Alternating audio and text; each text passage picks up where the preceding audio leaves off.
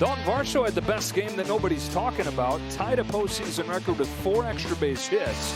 Ernie Clement got the scoring started with a home run. Santander's back in there with Kiner Falefa and Andres Jimenez. It's the tallest home plate umpire in baseball, Jordan Baker, at 6 feet 7 inches back there. The only umpire that can go eye to eye with Aaron Judge when he comes up to the plate. He'll call balls and strikes with the crew chief, Dan Bellino, at second.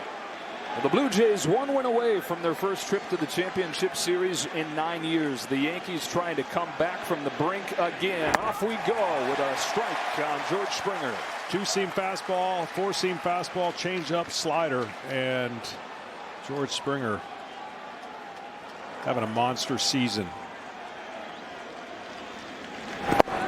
The biggest thing for Rodon is the fact that he has to pitch the first inning like tonight. I say it all the time against elimination. It's not just another regular season game. You can't approach it the same.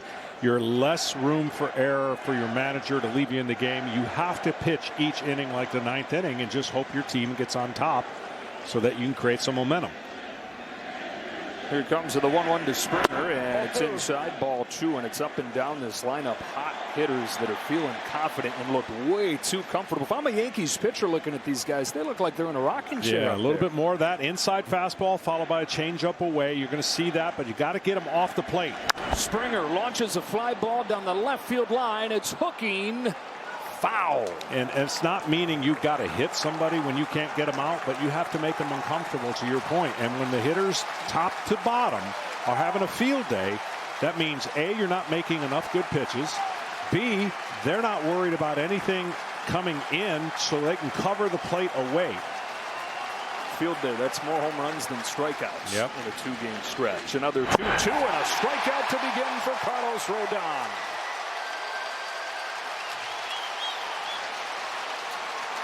Carlos has learned how to manage that intensity. He came out last year against the Royals and spent so much energy in the first couple innings he ran out of gas. So that you learn from experience, and that experience is going to pay off well if he can get 6 innings or more for Aaron Boone. 32-year-old veteran, the best season he's had with the Yankees. He's inside with the first pitch to Davis Schneider.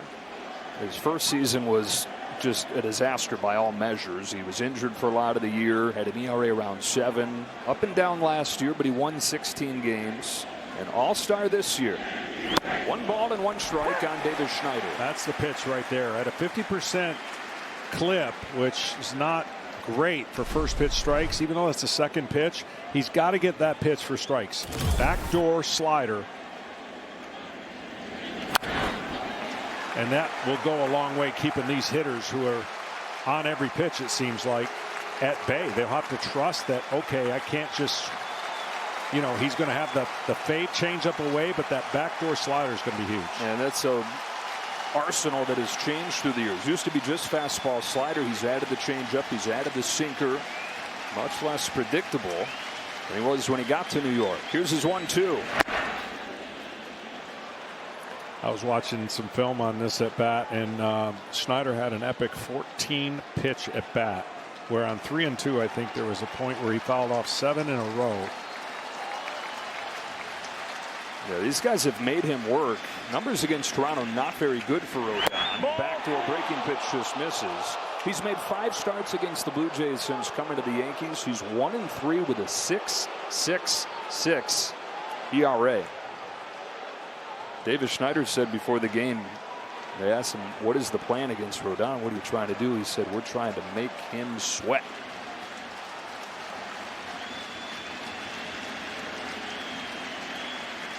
The lefty's payoff pitch is taken for ball 4. And this very aggressive lineup, Davis Schneider is one of the exceptions, one of the top walkers in the American League. And he has one for the first base runner. Well, this is the matchup, right? This is all eyes on Vladimir Guerrero and what he's done here, what he's done against Rodon. I mean, the numbers are glaringly in his favor. 10 out of 17 in his career against Carlos Rodon. How in the world are you pitching it? Well, the biggest thing is you got to sometimes give the man his due and just take singles to right field. At one point, you've got to be able to get him off the plate and throw something in and then fade away if you can make a good changeup. But he stays on the ball so well, it's hard. The 1-0. There you go inside. Yeah, and that's an effective pitch. Now, if he can hit with an off-speed behind in the count, 2-0, that'll help. But what you don't want to miss is off-speed middle in with the type of swing that he has. That helps him lift the ball. Otherwise, he's a line drive gap hitter with his swing. On this 2-0, he swings, and it's a fly ball to deep center field. Grisham's going back. He's done it again. Vlad Guerrero Jr. has the Blue Jays in front in the first inning. His 17th career home run at Yankee Stadium. Unbelievable, this guy. Well, as soon as I spit it out of my mouth, you can't leave an off-speed pitch over the plate. This off-speed pitch is exactly what he did. He sat back. Watch where this pitch is. Off-speed center cut. That swing and that pitch is the reason why you can lift it. He's not a launch angle type guy. He's not going to lift a lot of balls in the air. But that pitch and location helps him get the ball in the air, and right away, right on script. He has homered in all 3 games of this postseason. Alejandro Kirk downstairs. And yeah, it's the bat to ball, it's all the hits, it's the avoiding the strikeouts. But where the Blue Jays have gone to another level is with the power. Beating the Yankees at their own game, out-homering New York 9-1. Kirk's got 2 of those bombs.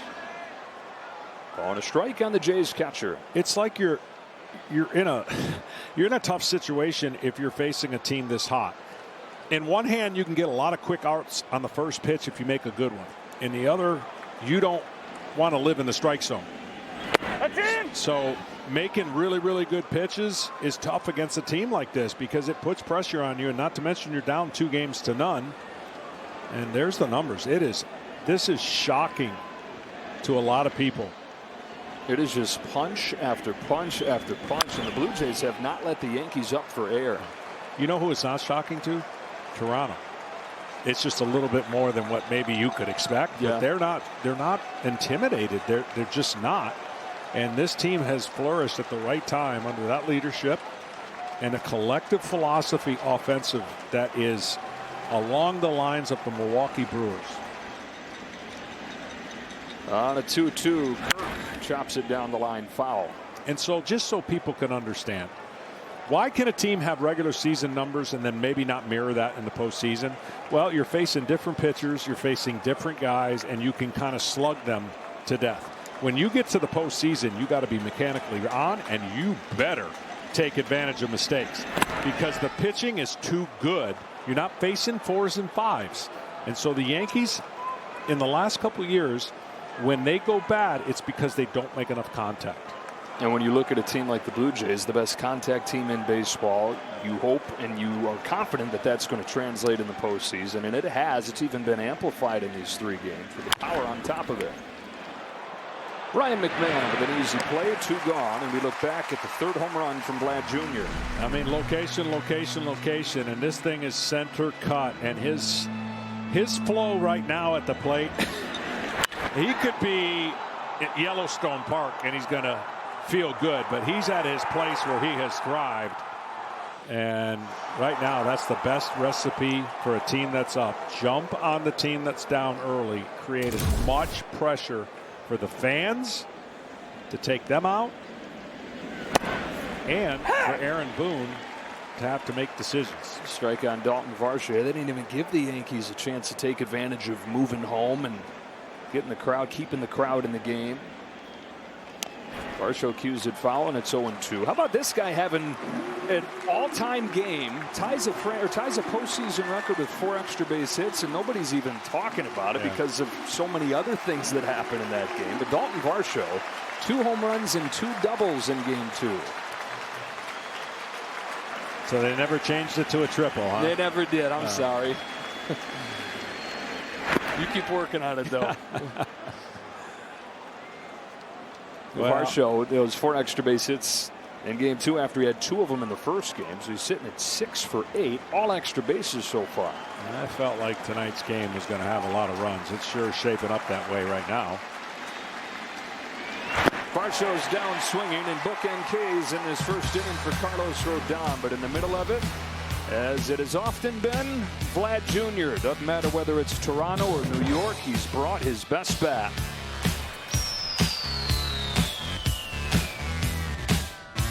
You really can retain my way.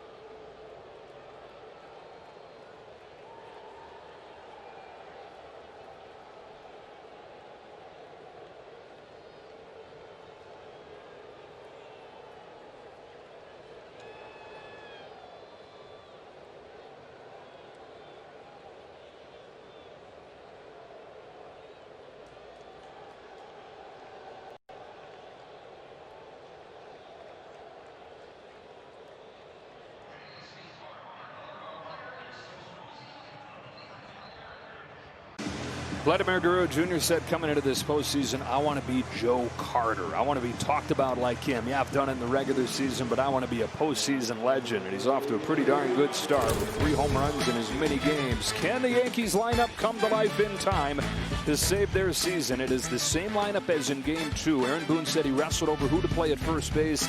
He decides to stick with Ben Rice instead of Paul Goldschmidt. Just could not turn away from Rice's chance to change this game with one swing with his power. So Rice stays in there.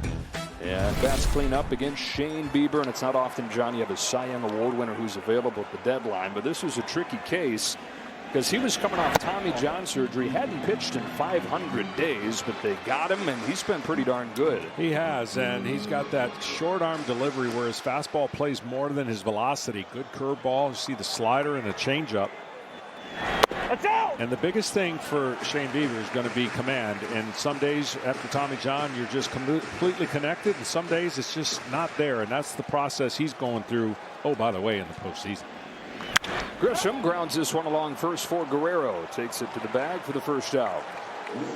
So the leadoff man retired by Shane Bieber.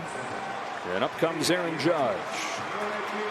On base more than 50% of the time in this postseason, but he does not have a home run. He's only driven in 2. When the Yankees have faced elimination, he's gone deep 5 times in his career. That's tied with Mickey Mantle and Yogi Berra for the franchise record. He has personally struggled against Bieber, but that was earlier when Shane was at the top of his game before Tommy John.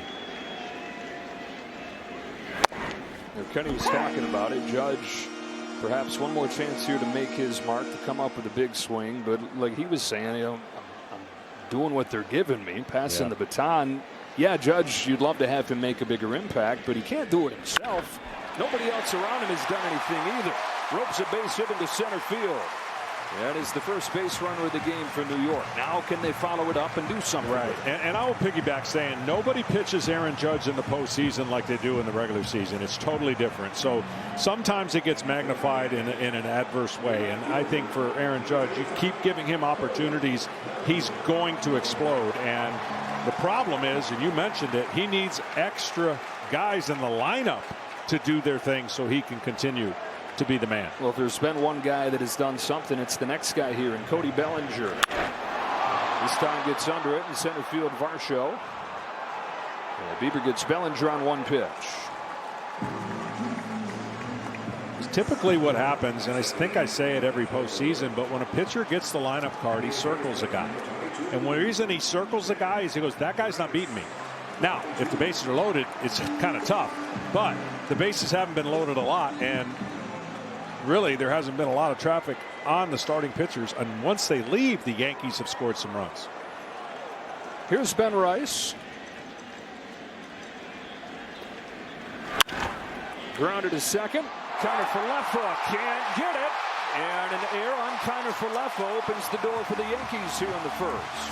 He's one of the best defensive teams in baseball, and that's one of the reasons Kiner Falefa's in the lineup for his glove, but it lets him down right here. Yeah, he did a good job blocking it with his chest. The ball took a hop, but then he couldn't locate it in time to make the throw. Watch this top spin right there. Hits him in the chest, and then he couldn't pick it up, and once he didn't do that, and if you're looking for breaks and you're looking for something to turn, no better chance than right now. Stanton getting something soft in the zone and getting this crowd to erupt. If he gets a breaking ball mediocre in the zone, they could have the lead. It's a fastball, and it's a strike. Went into game 2 just 1 for 15 in this postseason, but he chipped in 2 hits, knocked in his first 2 runs of the postseason. The last time Shane Bieber pitched in October, he gave up a home run to Stanton here. 2 on, 2 out, the 0-1 pitch. That was a breaking ball, but it was a really good one. It stayed on the outer part of the plate, and that's where, if I'm Shane, I'm going to try to steal 3 more inches on the outside part. Not his make a turn type breaking ball, but it stayed on the outer third. It's been one of the best swing and miss sliders in the game since he made his Blue Jays debut a couple months ago. It's 1-2 on Stanton. The Yankees just 1 home run the first 2 games of this series. Only 3 in the 5 games in the postseason. On this 1-2, Stanton fouls it off and stays alive. That's 3 in a row. Now, if they want, they can go up and in with a fastball. That's 3 in a row on the outer third of the plate, and he's executing, and he's got his eyes way out there. Judge at second, Rice at first. 1-2 pitch. Line drive, base hit left field. Stanton comes through to get the Yankees on the board in the first. Judge in to score. They take advantage of the 2-out error on Kiner Falefa. 2-1. And the reason that ball didn't go over the fence, a breaking ball over the plate, but down. He's a great breaking ball hitter in the zone. And that's why I thought anything up, it would have been a 3-run homer. But see how it's down? He hits his head down. I really thought they were going to go fastball up and in, and it went slow again. And 4 in a row was the key for Stanton to get that hit. Knuckle curveball, not a bad pitch, just too many in a row. Stanton with his 3rd run knocked in the last game plus. Tying run into scoring position. Jazz Chisholm to the plate. Ball.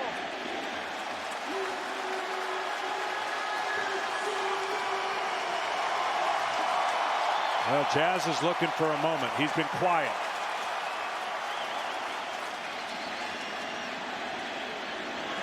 That's out. 2-0. 30-30 regular season, had a bunch of big moments throughout that. Career year, his first full one in New York. It is 1 for 8 in this series. 2 on, 2 out, 2-0. Chisholm takes in the dirt for ball 3. Ryan McMahon is on deck. Now we've seen Aaron Boone give Jazz the green light 3-0. Seen him swing 3 different times now lately on the 3-0 pitch. You wonder if that exists again. I got a 200 hitter sitting on deck. I'm not giving him anything to swing at. Ooh. Took it.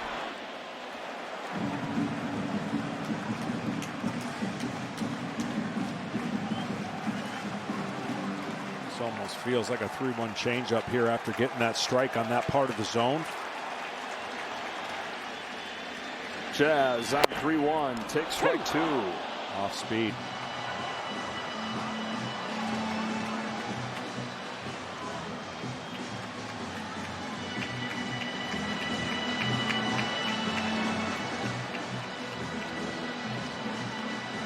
An error and 2 singles in this first inning to get the Yankees on the board.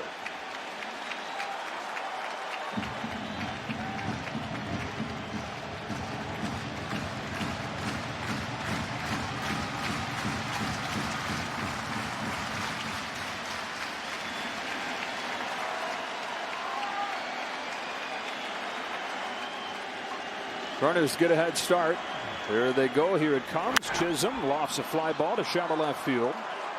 Davis Schneider is there. The Yankees stars come through in this first inning. It's Judge with a base hit to start it, and after the 2-out error on Kiner-Falefa, Stanton cashes in. 2-1 after 1 in Game 3.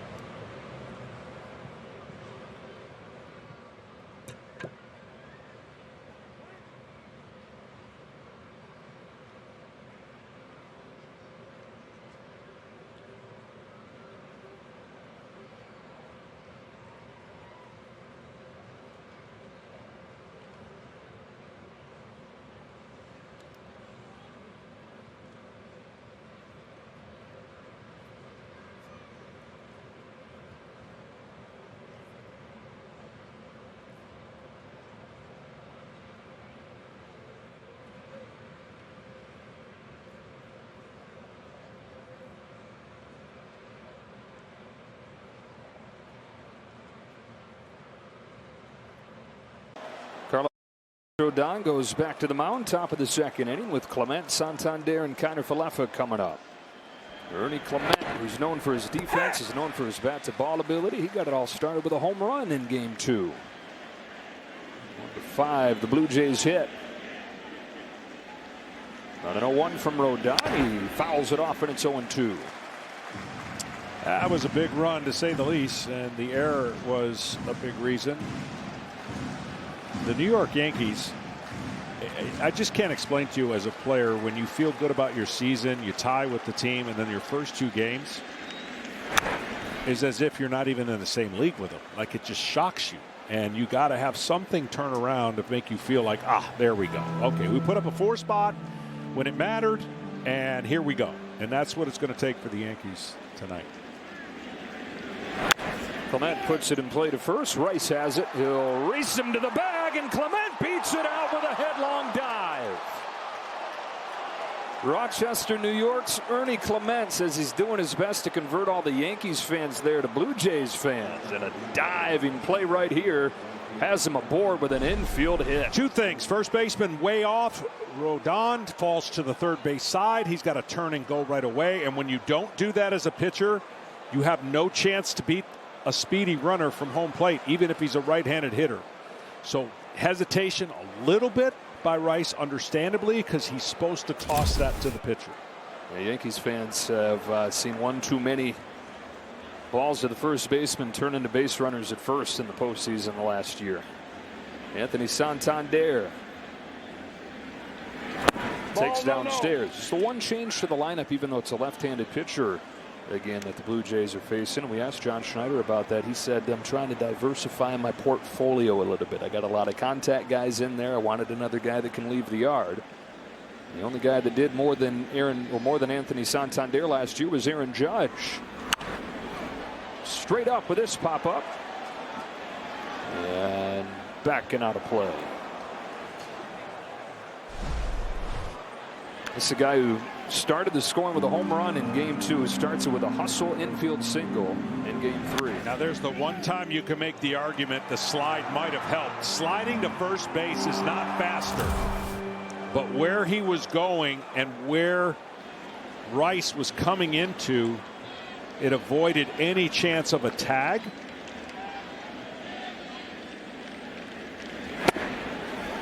And it just ended up being the one spot where you could say a slide was pretty good play. It was a very Blue Jays play. It was a very Ernie Clement play. You ask everybody about him and they say gamer, grinder, ball player, all those cliches.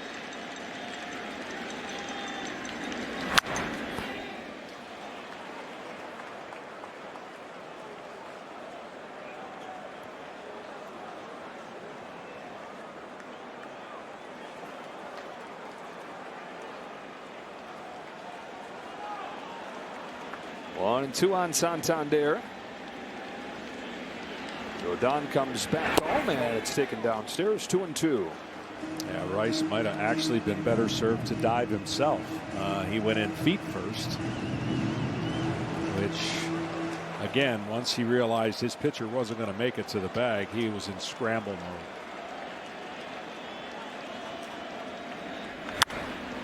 High pop up into shallow left center field for Anthony Volpe. And Santander is the first out of the second. So if he dives right here, dives instead of slides, see how much slower that is. Foot is going to slow down when it hits the dirt. If he dives head first with his length, he would have easily beaten Clement. But again, that's like split-second decisions. Yeah. 1-on-1 out. Here is Isaiah Kiner Falefa. Went back to the Blue Jays last day of August. Only started 7 games through the month of September, but here he is starting back-to-back games in the postseason. A lot of that thought was his glove and trying to have the best infield defense that they could behind Shane Bieber. But is it his air that allows the Yankees to get going? Ball and a strike. A guy the Yankees are very familiar with. Spent 2 seasons here in the Bronx. Extra special for him. He grew up dreaming of being the next Derek Jeter. A lot of kids his age.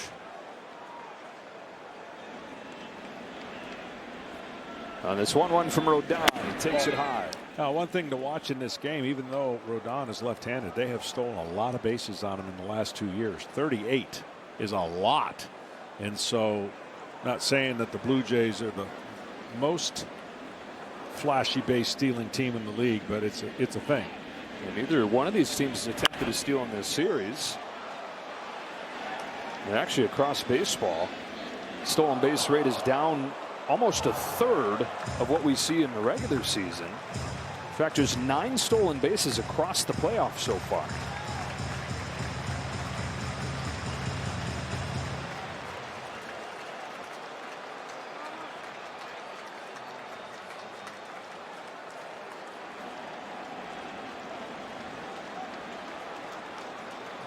Ten to 1 on Saturday for the Blue Jays. 13-7 in game 2. Here they lead 2-1 as Rodon deals a 2-2 instead of toss over.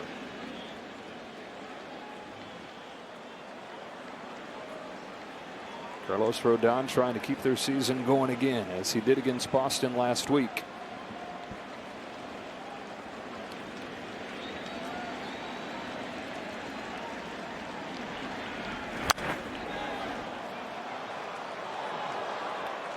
Well, we figured coming into the series, the clearest advantage for the Yankees coming out of what they did in the wild card round was the starting pitching. And then if you wanted to go one further, it would be the home run ability. Hit 30 more than any other team in baseball this year, but it's totally flipped. Yeah, it really has. The rest helps pitchers. And so the Blue Jays had one advantage. They had rest. The Yankees had to go full tilt in a 3-game series. So that has something to do with it, but I never would have predicted that kind of disparity. Another pop-up and a routine play for Anthony Volpe. 2 gone in the second.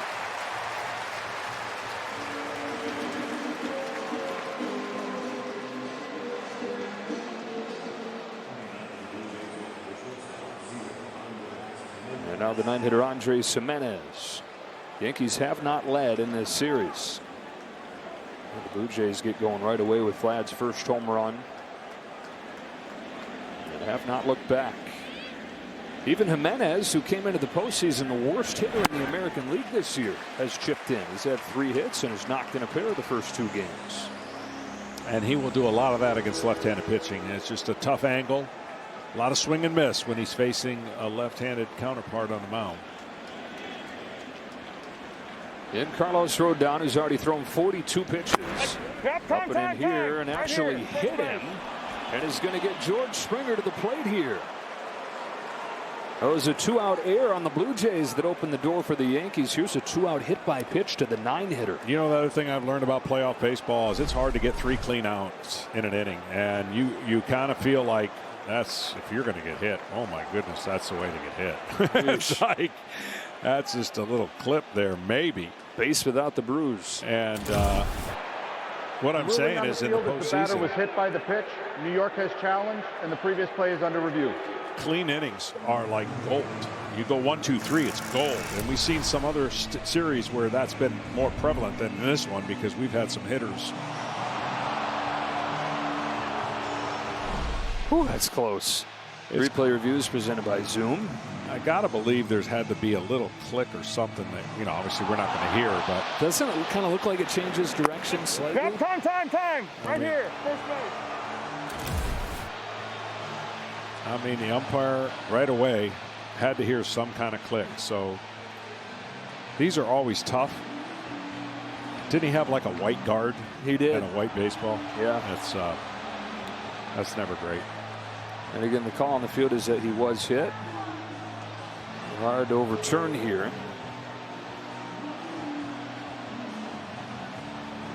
And if the call does stand, you have George Springer, who hit 32 home runs during the regular season, coming to the plate here.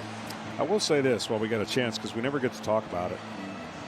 I don't think we've said one time about a home plate umpire call of a strike or a ball that has been come into play where it's been, you know what I'm saying? Like, they've done a great job so far behind home plate. A lot of pitches. I mean, after review, the ruling on the field stands. The batter was hit by the pitch. New York will have 1 challenge remaining. All right, so they do have to deal with Springer, who after those 32 home runs in the regular season, homered in the 2nd game in Toronto. His 20th career postseason home run, which ties him with Derek Jeter for 5th all-time. I don't know if Mr. Springer is going to be sitting on a breaking ball, but that's going to be how you get him out. And the swing and miss on the breaking ball that got the first strikeout, it's going to be interesting to see how he attacks him here on this first pitch. Clement at second, Gimenez at first. Rodon to Springer. With a breaking pitch low. And the first base run reached on an infield hit. And the door cracked open a little bit more here with his 2-out hit batter.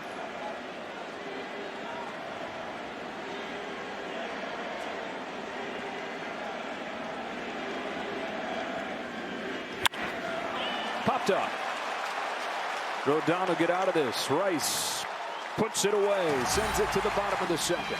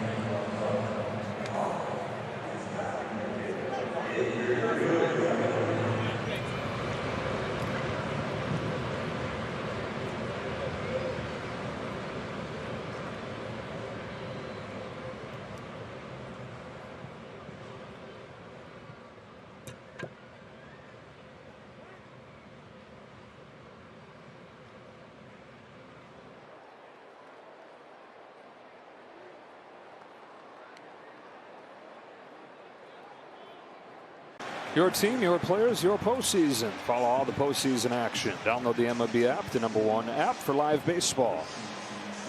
Yankees got a run in the first inning, taking advantage of the air. Shane Bieber goes back to work with the bottom of the order coming up. Ryan McMahon, the Yankee third baseman. Cracks the first one in the air to deep center field. Varsho's got room though. One pitch, one out in the second. For more on Shane Bieber, we go down to Kenny. Well, Joe, all things considered, Bieber's comeback from Tommy John surgery in April 2024 has been remarkable. But Bieber doesn't see it that way, even though his results, 3.57 ERA in 7 starts, have been quite good. He isn't getting as much swing and miss as he would like. His consistent execution isn't there. But all of that is to be expected. Pitchers coming off Tommy John, and John knows this, generally are much better in their first full season after the surgery. Bieber, because he was rehabbing last offseason, hasn't had a break in 18 months. Won a Cy Young in 2020 with Cleveland. I think the most impressive thing is that even with the up and down feel that he's had, he's third in strikeout to walk ratio. Well, I was surprised also why, as good as he was, he wanted to pick up more velocity in theory, and then unfortunately got hurt because the way he throws, velocity's not as important. He's got a fastball that plays up because of the way that he throws it, and it's kind of that short arm delivery. And I was just shocked when I saw that. Well, it was a year and a half ago or 2 years ago when he was trying to pick his velocity back up, and Pick that bat back up as Volpe goes down swinging. Third strike. He's not going to need that for a bit. For Anthony Volpe, his 9th strikeout, his last 13 times up. that pitch right there will get better next year. And I know he got a swing and miss, but it did not turn the corner and stayed in the strike zone too long. And that's the consistency that will come back. Strikeout Austin Wells. The last time the Yankees were down in a series, game 2 last week against Boston, this was the guy that had the game-winning hit in the 8th inning, scoring Jazz Chisholm all the way from first base. 0-2.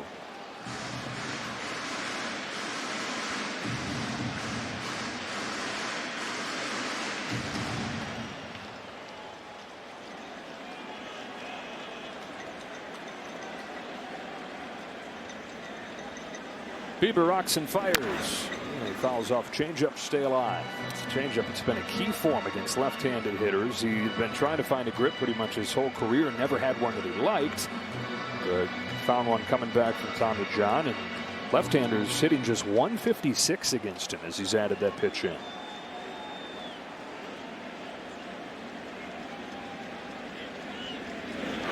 Out. 1-2.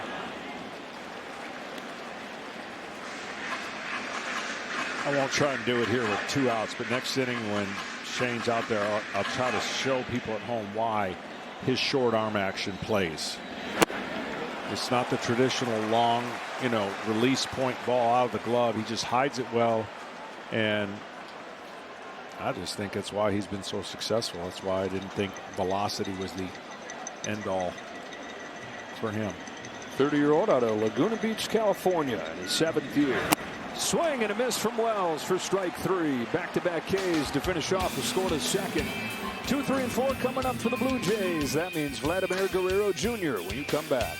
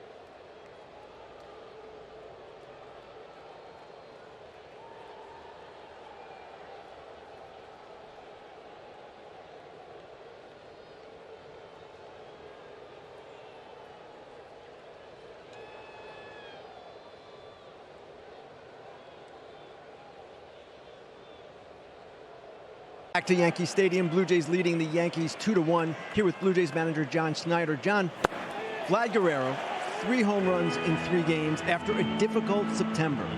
What is going on? I mean, this is what Vladdy can do, when he's locked in. He's taking some really good swings. I think he's swinging at good pitches too. I've seen him hit for a while, and when he gets pretty locked in, he's pretty good. What is it about him and the Yankees and Yankee Stadium? Not sure. I think it's one of those places where he's comfortable, sees the ball well, and I think once you kind of have some success, it can carry over, game after game or series after series. But I mean, he's in a really good spot right now. Shane Bieber, obviously the error in the first inning hurt him, but what are you seeing so far? Man, I think he's throwing the ball well. Kind of looking for his curveball and slider and changeup, really, the secondary stuff to be where it is. Can't give this team extra outs, you know what I mean? And, I thought he did a good job of kind of navigating that, and that inning right there was really good with the secondary stuff. John, thanks a lot. Joe, back to you. All right, Kenny, as Davis Schneider rips one down the left field line into the corner, and he's got a leadoff double. So Snyder's been on both times, and the Blue Jays in business here in the 3rd against Rodon. That one hung, and to a hitter who carries his hands over the plate, and he gets extended. Changeup that cuts. Changeups are supposed to fade away from right-handed hitters, and that one came over the middle of the plate. He said, oh boy. Well, they're not going to let Mr. Guerrero hit. They put him on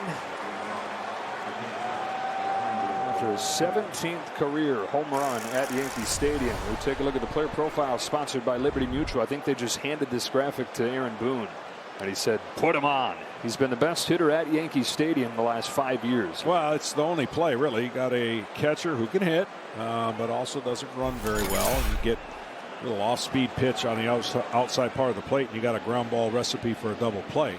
But you got to make the pitch. Got a chase. Strike one.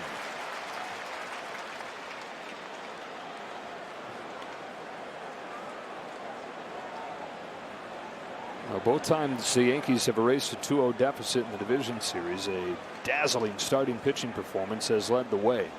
2001 division series, Mike Mussina in Oakland down 2-0, 7 scoreless in a 1-0 win. And then in 2017 against Cleveland, it was Tanaka firing 7 scoreless in another 1-0 win. They want Jazz to move over more because that's the place he can go to the second base. Ball. I was watching the dugout, and they're trying to get his attention because he's playing up the middle. And when we talked about the ability that Kirk has to use all parts of the field, especially that huge gap, and they're trying to get Jazz to move over. He's saying no, and now he'll relent. Line drive the other way. Judge is there.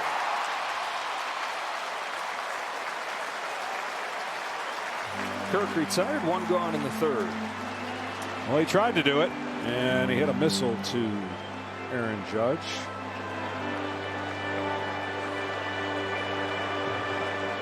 And it brings up Dalton Varsho, who struck out his first time. 6 out of 9 in this postseason. And you may be saying, where'd this come from? But when he was on the field this year, he was as powerful as anybody. Missed a lot of the season. He had shoulder surgery in the offseason, so didn't debut until a month in. And then he injured his hamstring and missed 2 months. But the only guy that had a higher slugging percentage than Dalton Varsho was Aaron Judge. Correct me if I'm wrong. I believe he said that he's always trying to hit a ball back up the middle to the pitcher. He's not trying to hit home runs, but the philosophy makes sense. You get it out front, you get your home runs. 20 of them in 71 games this season. The guy who John Schneider was telling us is one of the leaders down there, one of the guys that clubhouse loves. It's got Schneider at second, Guerrero at first as this 1-1 from Rodon comes home, and Varsho cracks it in the air to center field. Here comes Grisham. It will be a sliding try from Bellinger, but he couldn't catch it. Schneider's headed for the plate. Chisholm throws late, and he scores with a dive. No blink from the Blue Jays.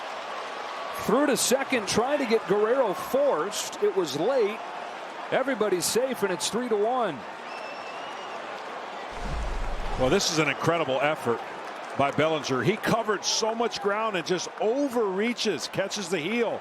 And then right here, once he gets to third, he just keeps going. And Jazz thinks there's no way he's going home and really never took a look. And it was too late once he got the ball in. Blue Jays lead the majors in taking extra bases. Schneider takes one. 3-1 here in the third.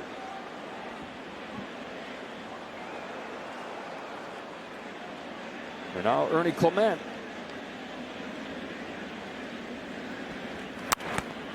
Man, is he aggressive. He is. The one thing in this game, and I know it happens, right? There's human error and there's human play in the game. You can't assume anything. It's the one time of the year that you cannot assume anything's going to go the way you think. Regular season, maybe get away with it. The postseason, as you know, and we've seen, everything gets magnified, right and wrong.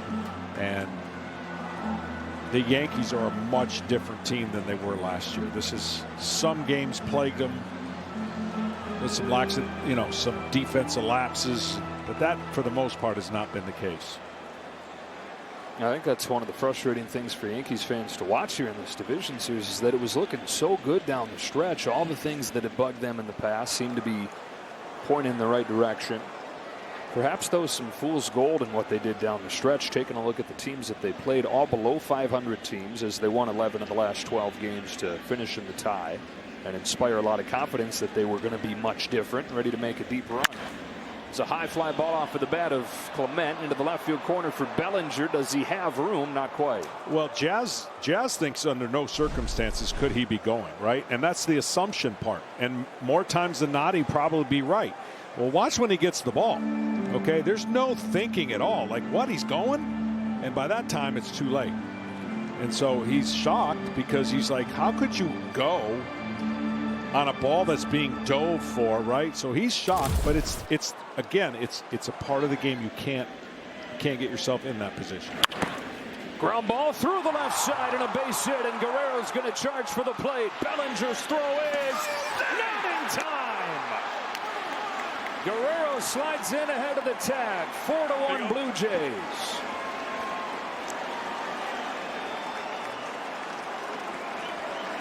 The Blue Jays are playing aggressive. They're playing confident. I think McMahon moves over to the left side of third base right when this pitch was made. That's the difference. And look at Guerrero. The difference is last year, I don't think he scores on this play. He's in much better shape. And Bellinger puts this throw right on the money. Ernie Clement 5 out of his last 6, and he's knocked in 5. Contributions all over the place again for the Blue Jays. Vlad playing with joy. Dalton Varsho was talking about Vlad Guerrero Jr., what he's looked like these first couple of games, and he said, you know what, when Vlad is feeling right, he's like a kid out in the backyard that just loves baseball. That is what Vlad has looked like through this series. I'm telling you, I think the pitch selection caused McMahon to move just a fraction towards the line, anticipating a ball pulled. And that little movement to what I thought I saw was the difference between him diving, the catching, and keeping it in front of him. So the little things right now, everything going Toronto's way in this series. And you see Fernando Cruz has started to warm as the infield comes in here. And Santander comes up trying to break it open.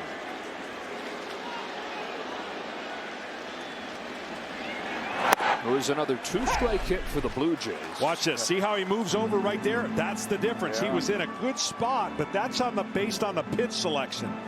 And I'm telling you, I had to look twice to see if that was Guerrero running home because he was flying. And there was no doubt that he was going to go. Ball and a strike on Santander.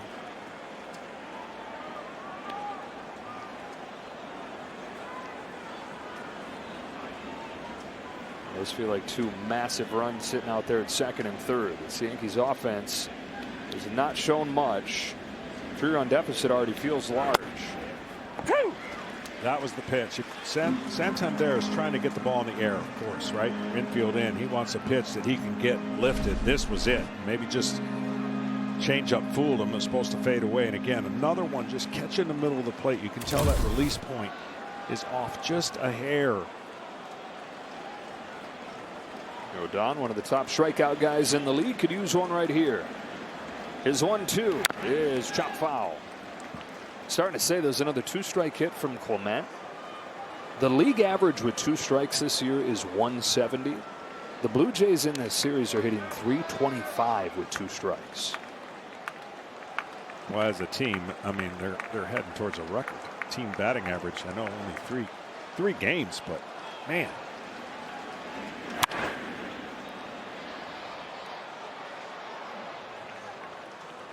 First of all, for Vladimir Guerrero, he gets a great jump and he makes a good turn.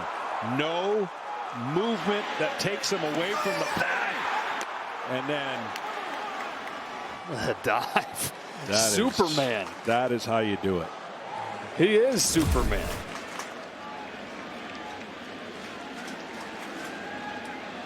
Varsho at third, Clement at second. Another 1-2 from Carlos Rodon to Anthony Santander. The Yankees starting pitching that was so good in the wild card round. They have not had a guy get an out in the 4th inning. There were questions about Luis Gil game 1, but you felt so good about Max Fried going into game 2. He's tagged for 7 runs, fails to get an out in the 4th. And now Rodon is up against it. Santander sends one down the right field line. And foul.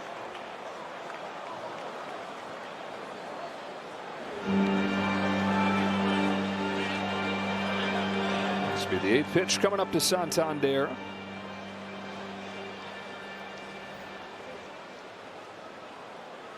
Trying to add his imprint to this Blue Jays offense.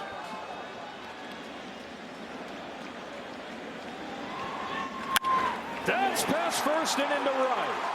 Varsho's in. Here comes Clement. Throw goes into second. It is 6-1 Toronto.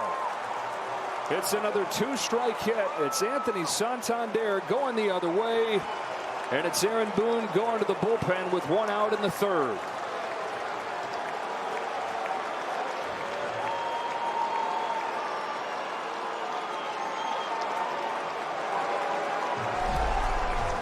This is a bullet.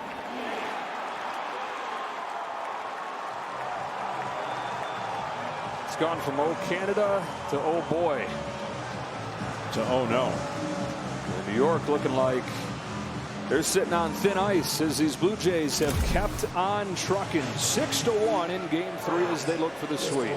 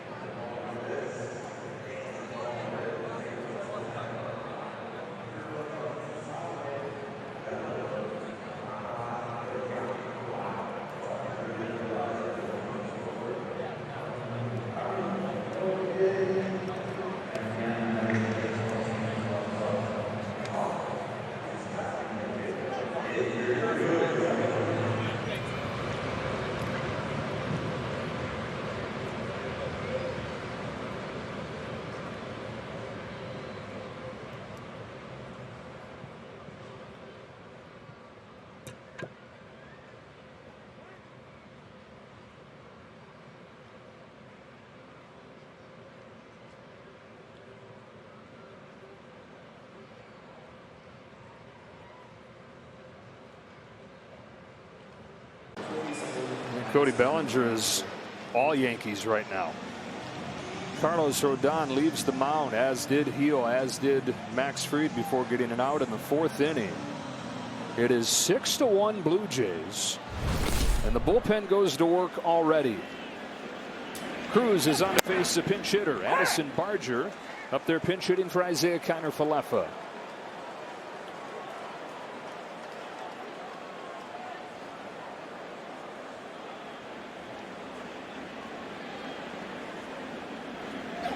Well, twice the Yankees in their history have come back from down 2-0. We mentioned that in a best-of-5 series. One of those 2001 in Oakland. And I asked Derek Jeter how they were able to do that.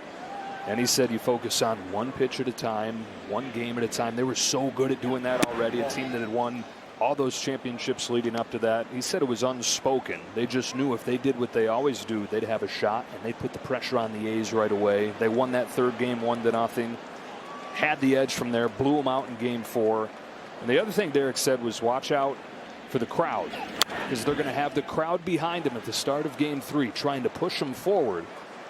But that's going to be a sensitive thing. You're going to lose the crowd, and it could snowball on you if you don't start fast. Not only have they not started fast, they've gotten blitzed just like they did in the 2 games in Toronto. Yeah, and it's the simple things. Again, not taking anything for granted. Literally, the game is easier when you do one pitch at a time, one at bat at a time, one pitch at, but it takes mentally longer to do. And so I used to never like this statement that I hear a lot of players say when they were down and the brink of elimination. Oh, we got nothing to lose. The pressure's on them. Yeah, you have everything to lose. No, it's harder when you're in elimination. Or you hear people say, we'll win when we have to. Well, then if that's the case, you wouldn't have been down 2-0. Barger's down on strikes, 2 away. But there's no bigger place for success and failure than New York. I mean, it's magnified, and these guys have been having a lot of pressure on them the last couple of years. They get to the World Series last year. High expectations when they started off the year dominating most of the year, and then they fell back into a real big funk and then chased all the way back to, the Blue Jays. And here they are trying to fight for their playoff lives. Andres Gimenez takes upstairs for a ball.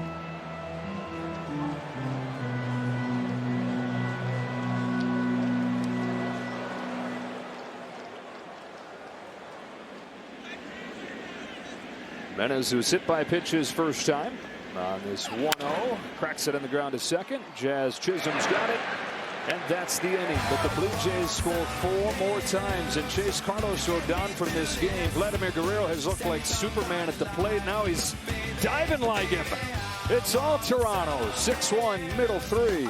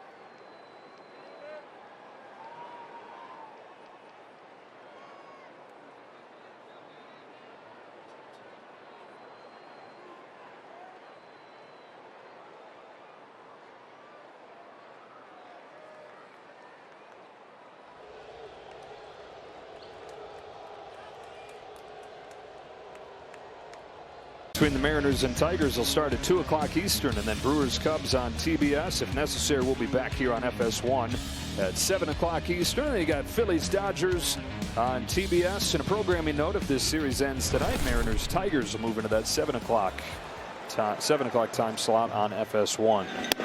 Trent Grisham, top of the Yankees order. Yanks try to chip away, still with a long ways to go in this game. Defensive changes. Addison Barger, after pinch hitting, stays in and plays third, and Ernie Clement goes over to second. 1 ball, 1 strike on Grisham, who hit 34 home runs during the regular season, but is just 3 for 21 in the post. Yeah, it's be crucial from this point on that he get on base a couple times in the remainder of this game. He was Aaron Boone's gut feeling guy to click for today. Yeah, and I like him too based on what he's facing, and the Yankees aren't facing a split finger tonight. Thank God, the Yankees are saying, because they're 0 for on the split finger over the first 2 games against the Toronto Blue Jay starters. And not that Shane Bieber is anything fun to hit off of, but they got to feel like they are glad to see a more conventional pitcher. Anybody but you, Savage. I mean, they got to be saying coming out of that game, literally anybody but him. I'm still shaking my head. I don't think people appreciate how hard and how incredible that game was for that young man, and he looked like he'd been doing it for a long time. And when you put Gausman and him together, you were saying earlier today that it's as impressive of a back-to-back starting pitching performance as you remember seeing. Yeah, because they're going against a great offense. They executed so perfectly with no mistakes. That is so rare. And when you're going against a team like the Yankees and you don't give up a run, but that 1 run in the 6th, man, that's doing something. 3 balls and 2 strikes on Trent Grisham. Not sure what the conversation is here between Jordan Baker and the crew chief Dan Bellino. Looks like Dan may let us know. The ruling on the field is the catcher did not interfere with the batter. The previous play is under review as the Yankees have challenged. All right, so let's see. Yeah. Well, you got to know they had 100% of it. You're not going to challenge and use your second challenge this early in a 6-1 game if you're not 100% sure. They're going to get it. I mean, you would never do this, right? Like, you wouldn't take a chance and not have that ability to retain it, even though the 7th inning on. Replay reviews presented by Zoom. These are up across baseball. Catcher's interference with the emphasis on pitch framing and catchers playing closer to the plate than ever. This is going to cost Kirk right here, as Grisham was putting together a tough at-bat there, trying to set the table for Judge, who get a little bit of help to do just that.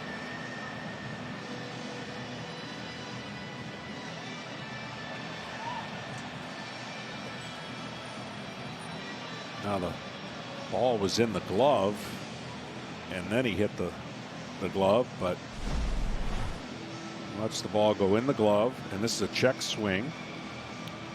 It's in the glove, and then he hits the back of the catcher's mitt. Trent saying, yeah, it's in the glove because his glove's sticking out in front of my bat. After review, the ruling on the field stands. It was not catcher's interference. The batter will remain at bat with a 3-2 count. Ball's in the glove. New York has no more but the ball is in the remaining. glove because he stuck the glove in front of the bat. Yeah. I'm wondering the same thing, Aaron. I mean,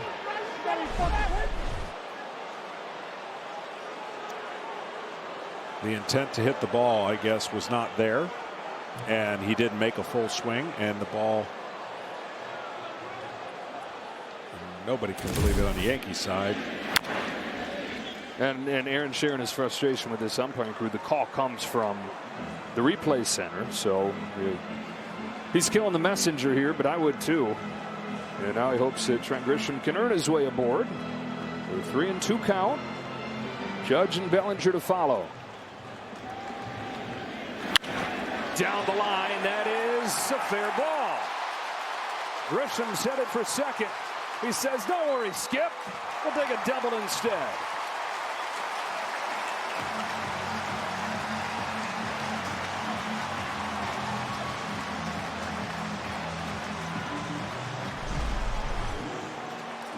Well, little bit of justice maybe, and a leadoff hitter on base, which has not happened a lot. Only the third time in the series Yankees have gotten a leadoff man on. And in the playoffs, that matters. Scoring position, Aaron Judge. This crowd wants a loud noise right now. Oh, they had one, didn't he? They almost got it. Judge hitting .474 in this postseason. Looking for that first home run, though. He's only knocked in 2.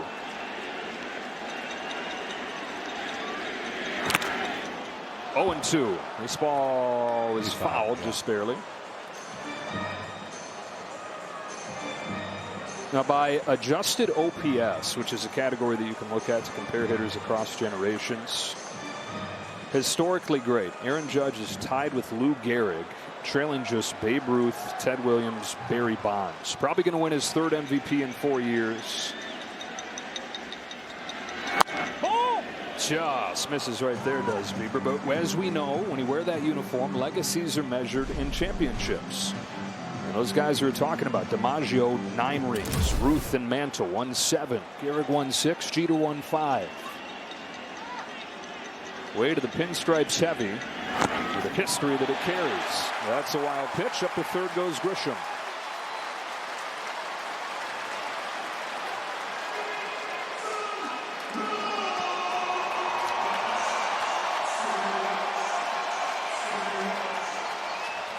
Ten seasons with the Yankees for the 33-year-old. And Aaron has said it's hard to put into words how special it is, not just to play for the Yankees, but to be looking like that's going to be the only place he ever plays for.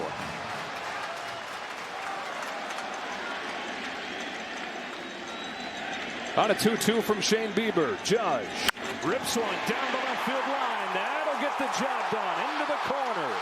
Grisham jogs home. Judge chugging for second with a double. That's back-to-back doubles to open the 3rd for the Yanks, and it's 6-2.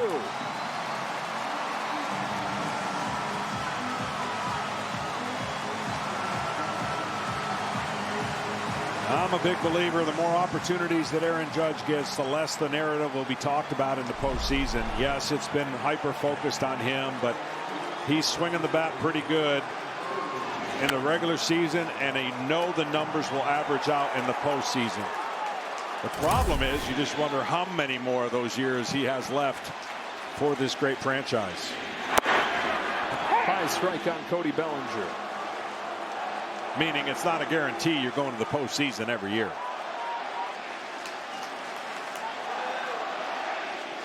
Go for Judge. 8 of the 10 seasons he's been here, they have. For the Yankees, 27 World Championships, 27 consecutive winning seasons. So they're always in the conversation. But Judge in his prime, that doesn't last forever.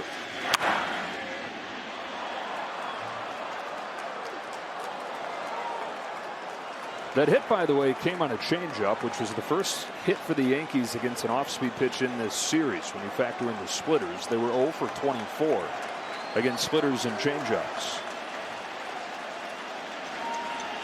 And now Cody Bellinger, who's been their best run producer this postseason, on an 0-1, swats one into left center field. That'll sink down for a base hit.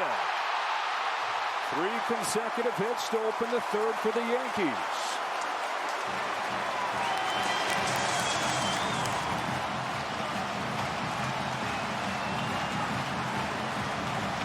A little bit more like the Yankees. And this ball's trying to throw it up, and he throws it exactly the way he wanted to.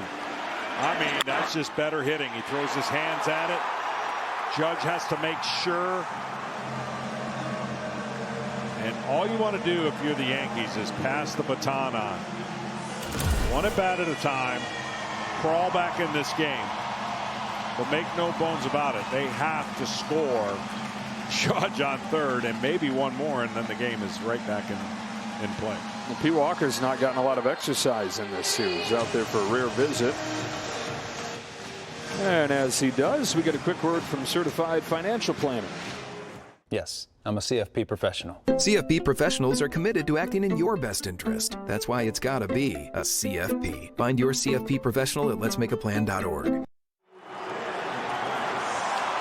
Well, We told you there, and Boone considered starting Paul Goldschmidt, but this is the kind of spot that he envisioned when he said, I'm going to keep Ben Rice in there. Kind of spot where the young kid could change the game with his power.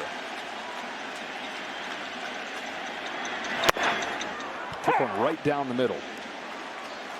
26-year-old hit 26 home runs during the regular season. Homered in game 2 against Boston.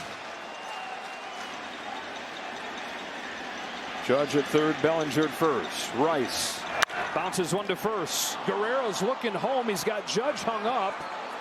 And now he's in a rundown. Kirk to third. Judge for the plate. Guerrero chases him. One star after another, and he tags him out. Into third goes Bellinger. Rice is still at first. Well, Guerrero Jr. with a heads-up play comes home, and they get the lead runner for the first out of the inning. Well, what's interesting there, and he did keep the run from scoring, but it could have been a double play, and you give up the run. So we'll see how the inning shakes out. But a great job of base running by Aaron Judge to at least let Bellinger get back to third base. So they have the same scenario now with one out. Problem is, a ground ball here and double play gets him out of the inning. So I talked about Judge had to score. Well, now Bellinger has to score. He just replaced him. And it's Giancarlo Stanton who knocked in the first run for the Yankees at the plate. Stanton 1 for his first 15 in the postseason, but he's 3 for his last 5.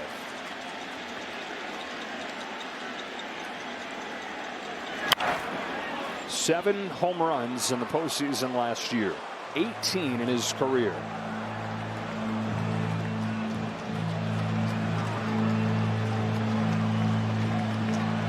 Got to know what you're going to do in baseball before it happens. So if you're fielding a ball and you're an infielder, you're thinking of scenarios that play out before it gets hit to you. And I think what happened there is Guerrero's vision was so locked in on Judge that was an easy decision for him to make. But fielding that ball at first, throw to second, throw to first, double play, he went for cutting the run down at home plate.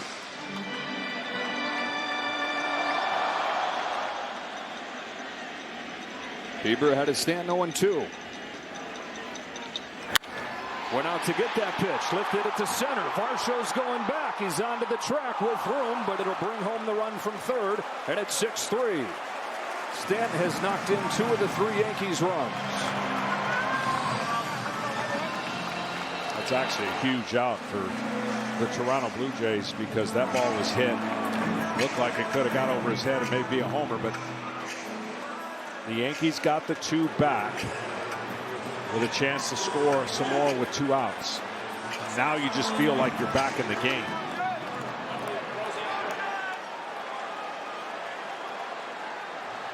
Well, you said you had a feeling there could be some runs scored in this game. We've had 9 of them over the first 3 innings. Jazz Chisholm chops the first pitch foul.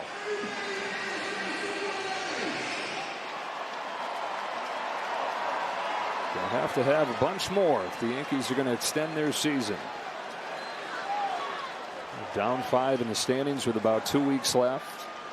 Down 1-0 to Boston in the wild card round. Became the first team ever to erase that to come back and win in a wild card series.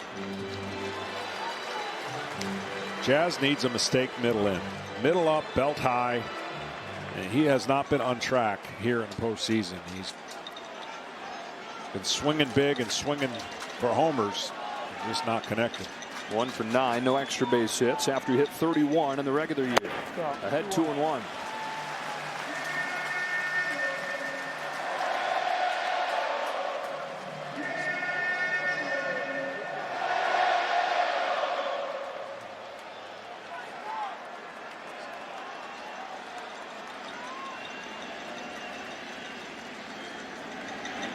That's out.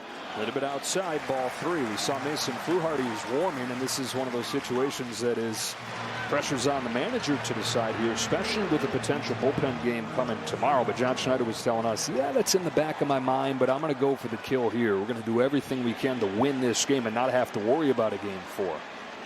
Ball taken high for ball 4, and the Yankees get the tying run to the plate. That was actually a really good at bat by Jazz. If you're trying to make something happen, you're swinging at a couple of those pitches. So taking the walk there with 2 outs was actually a really, really good at bat. The more batters that can come to the plate, the more opportunities Aaron Judge gets to bat in this game, and you turn the lineup back over. And he is going to make a pitching change here.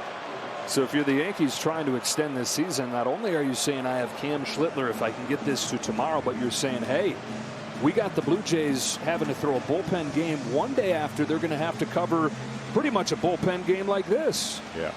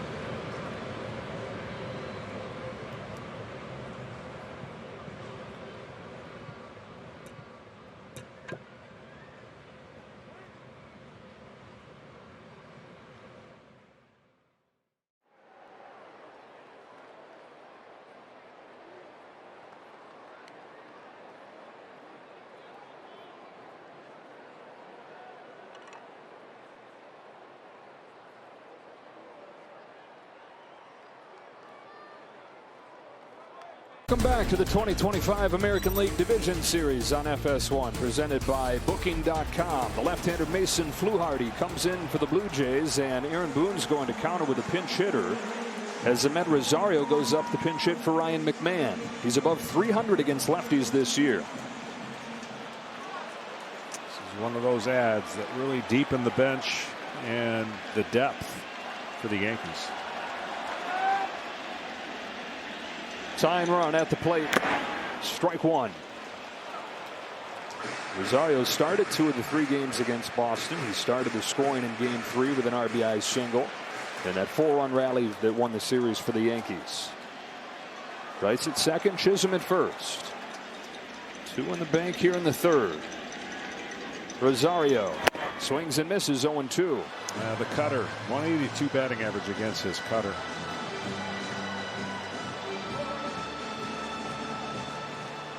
Cutter is a fastball literally that you cut, which creates spins and illusion to the hitter. Ball. And what you do is turn it with a tight wrist, and the slider has a loose wrist. So the break on either is much bigger on a slider than it is a cutter. Fluharty kind of found his by accident when he was in college at Liberty. Said maybe I should just harness this, lean into this. On the hands, cutter doing what it does. Made famous in this ballpark by the greatest ever to throw it in Rivera. Yankees with a couple, 6-3, both starters out of the game.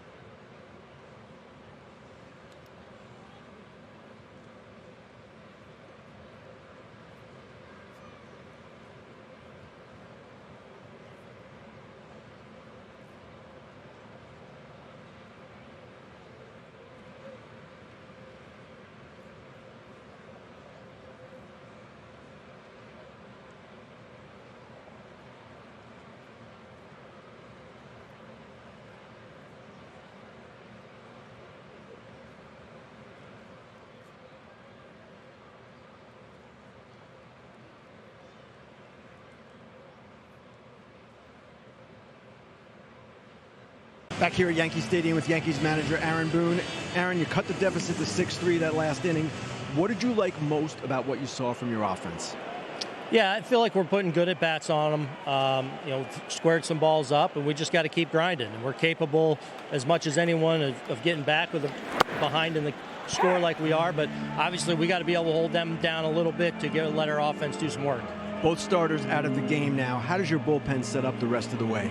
Yeah, we'll just start parading them out there and try and get them in the best situations to be successful and hopefully hold them down.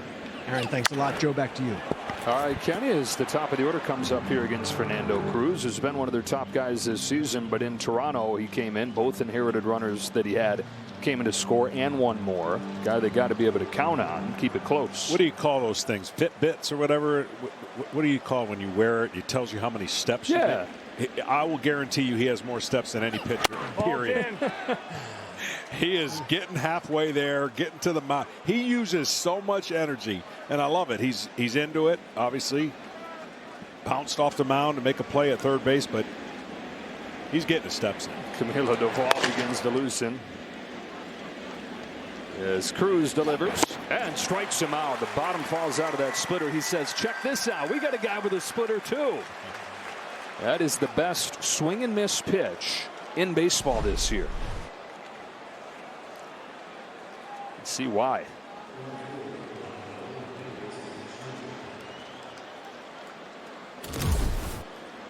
"35 years old, out of Puerto Rico. Comes home to Davis Schneider and gets strike one. Debuted when he was 32. 15 years after he was drafted. We mentioned this the other day. He was drafted as an infielder by the Kansas City Royals and spent time in the minor league system with them. They cut him loose. 2 years out of baseball. Got a brief stint in the Cubs system. That didn't work, so he went into indie ball. Another 2 years out of baseball before giving it one more shot. Pitching in Mexico, and the Reds discovered him there. Signed him in an improbable topsy-turvy ride to the major leagues. Not just get there, but to become a key bullpen piece for the New York Yankees. Trying to do something Rodon couldn't. That is retire Schneider, who's walked and doubled today, scored both times. Ahead of him 1-2. I'll tell you what, Schneider holds that bat as if he's squeezing that bat, getting ready for his mechanism to just let it go. He's got it standing kind of straight up, and then watch how he gets it going. Pitch gets ready, he starts bringing his hands in, and he's ready to fire.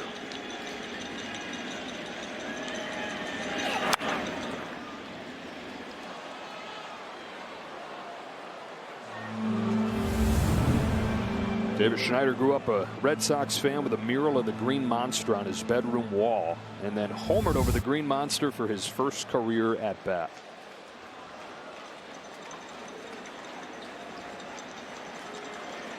Looking hitterish. Down on that splitter. Doesn't matter how hitterish you look when a pitch moves like that. 2 up and 2 down and a couple Ks. Up comes Vlad Guerrero Jr. Homered in the first inning. Homered in all 3 games to go back to game 1. And they said that the whole dugout kind of exhaled when he did that in the first inning, because no matter how deep they are, so much is tied to which version of Vladimir Guerrero Jr. they get. And there's a fan on the field that security's going to make quick work of. That would have been a 15-yard penalty based on how they got to him. And now he's got a buddy on the field. It's not going to end well. Oh, he's about to get blindsided. Good form tackling.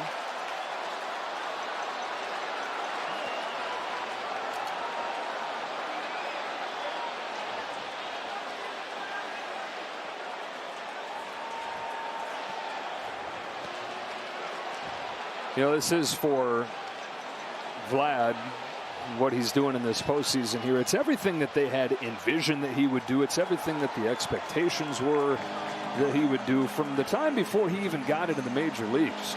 John Schneider, who is his manager in AA, tells the story of people chasing the bus, trying to just get his autograph. He's a AA kid at that point, and he gets there He's the hope. He's the face of the franchise right away. To watch him deliver like this has been really neat. Listen, he's seeing so good. He let everybody know that was somebody on the field before anyone else. So he's seeing it all. He's seeing the ball like a beach ball. It happens when you're in that mode. You just love it as a hitter.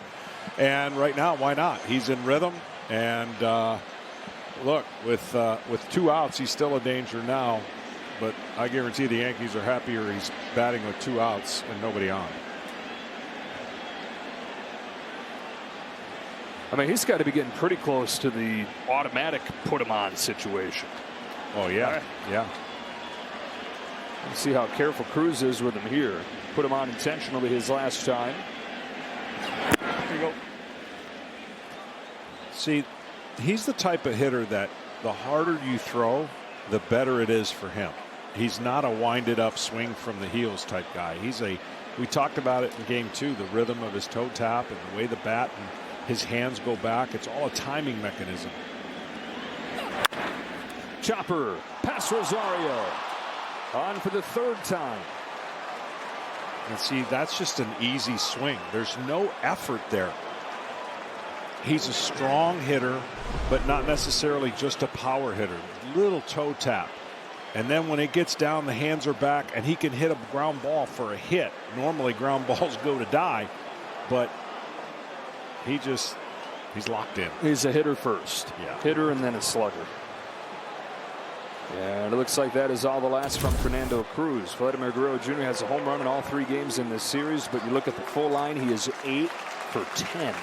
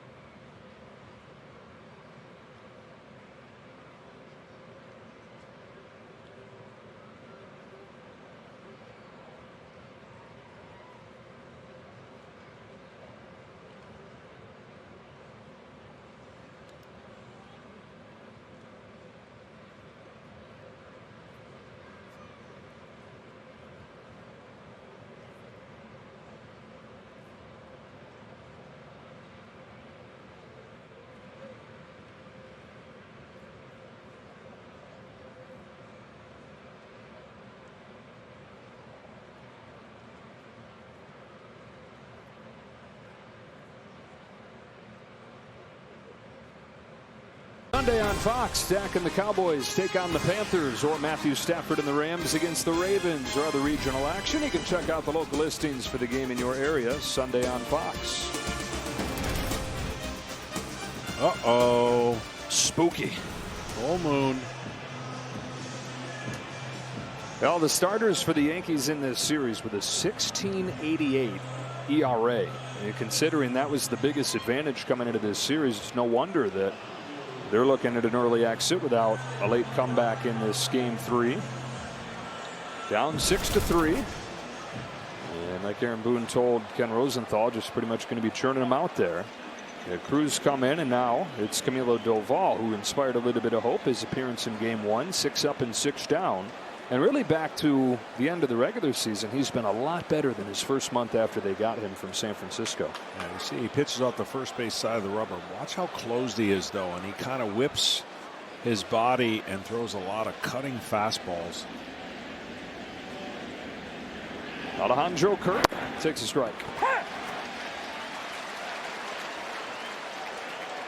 He would be the polar opposite of an arm swing versus Shane Bieber. You're going to see this tall, slender guy just let it rip.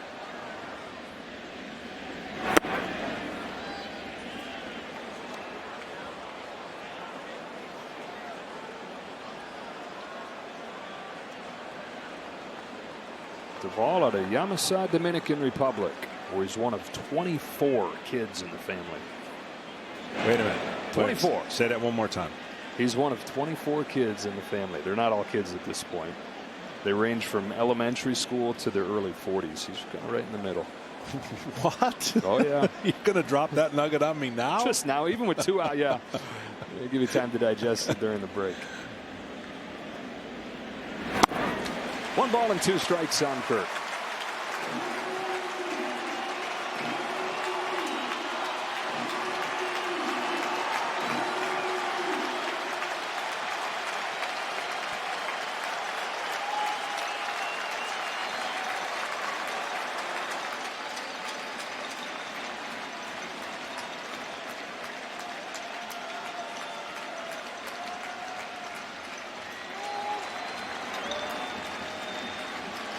Guerrero's the runner at first. 2 gone in the 4th. Duvall's 1-2 pitch. Kirk chops it to third. Backs up Rosario from short left field. Across the diamond in time.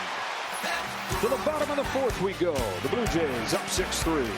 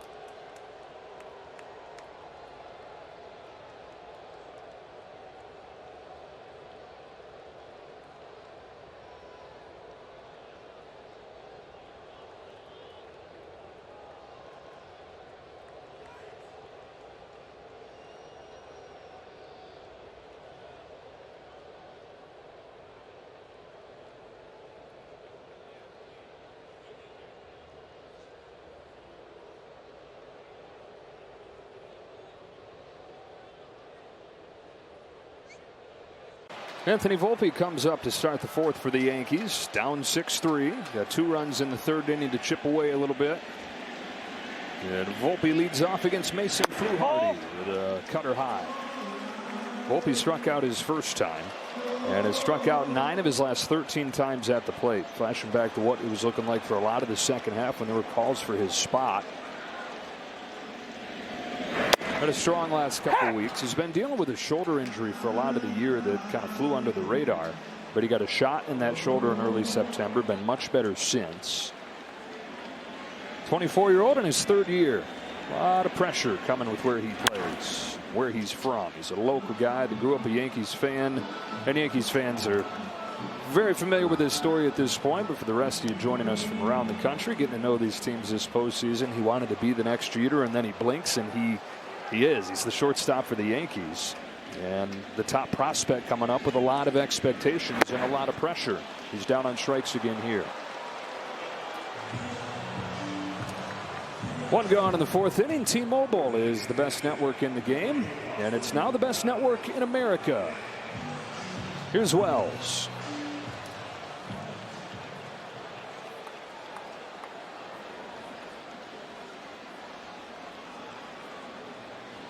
Mason Fluharty was back and forth between the Blue Jays and AAA for a lot of this year. Like a few guys, came up, had a great finish to the regular season, made his case to be a leverage arm, and they were looking for as many left-handed relievers as they could find. Even some guys that had hardly pitched in the majors, like Justin Brule, hadn't been here in a month. They carried him, specific to this Yankees lineup, that they've been able to silence.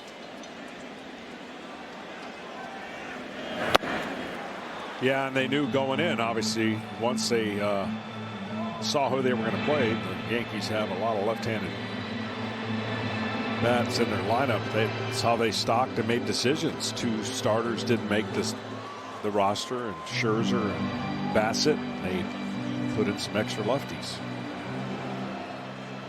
Look for one of those guys, if not both, maybe to make the roster moving forward if the Blue Jays were to go on and win.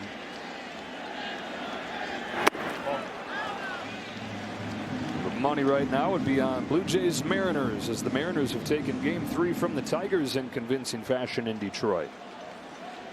I guess I shouldn't totally speak yet. It's 8-3, bottom of the ninth. Not over till it's over. Oh, now it's 8-4. Pete Macheska tells me. Panic, Seattle.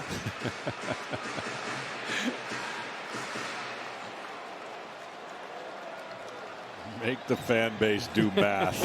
That's what we were talking about in Toronto. Get your calculators out. Full count on Wells with the top of the order on deck. One more hitter for Fluharty, the left-handed batting Trent Grisham, and then you've got Judge. And you saw Lewis Varlin, who has been their highest leverage right-handed arm, ready to go for him. 3-2. In the left. Barger's out. He says that he's got it and then loses the ball. Wells into second. Barger in the game as a pinch hitter earlier, not for his defense. They give up some defense and bringing him in, and it shows right there.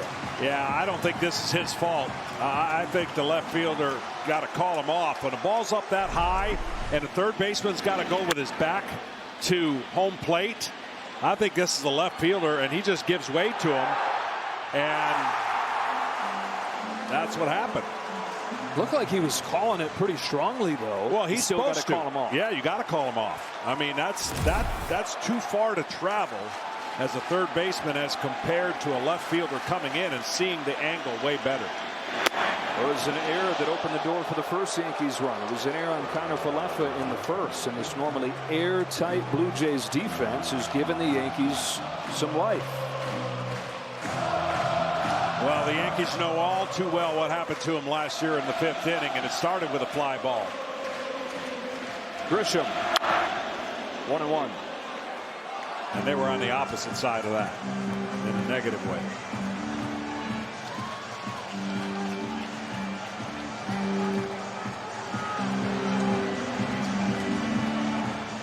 It has had the feeling throughout this series so one-sided that the only way the Yankees could get going was if they got a little bit of help. They have here in game 3. Blue Jays this close to advancing to the championship series for the first time in almost a decade. Well, just think how many times in this brief 3 games that we've talked about the tying run coming to plate for the Yankees. Hasn't been very much. Grisham can reach, it will in the form of Judge. That almost hit him, and it's ball 3. This is going to be the last batter for Mason Fluharty.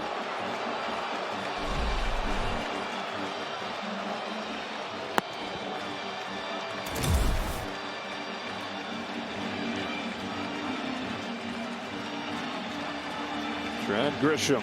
Aaron Boone's picked the click today, and a hitter's count right here. Ball takes ball 4, and Judge is coming up.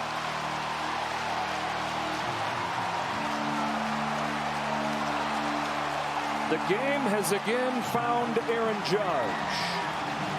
John Schneider will call on Lewis Varland.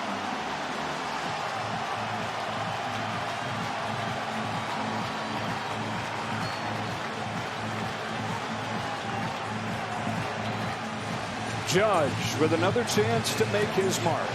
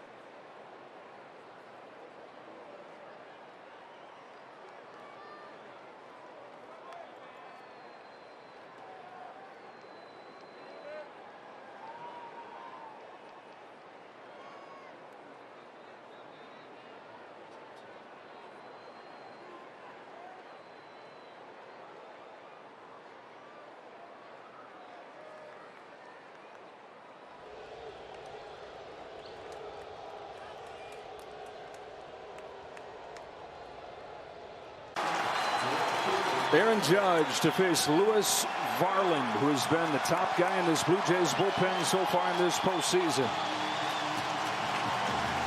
He came in to face Stanton with the bases loaded and 2 outs and struck him out right after him with a couple breaking balls and then a heater.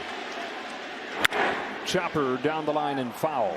Judge against Varland in his career is 2 for 5 with a pair of home runs. In this game, he's 2 for 2. He's hitting .500 in this postseason. Varland, a little different pitcher now with the Jays, a starter with Minnesota. His velocity has gone way up as a reliever for the Blue Jays. Tom touch 101 in that at-bat against Stanton you were talking about. Here's the 0-1 pitch. And a swing and a miss at 100, strike 2. How many chances is Aaron Judge going to get? This is a fastball with just, I mean, that's a great swing, just a tick late. One of the early turning points of this series, the 6th inning with the bases loaded, nobody out in game 1, battling against Kevin Gausman. He struck out.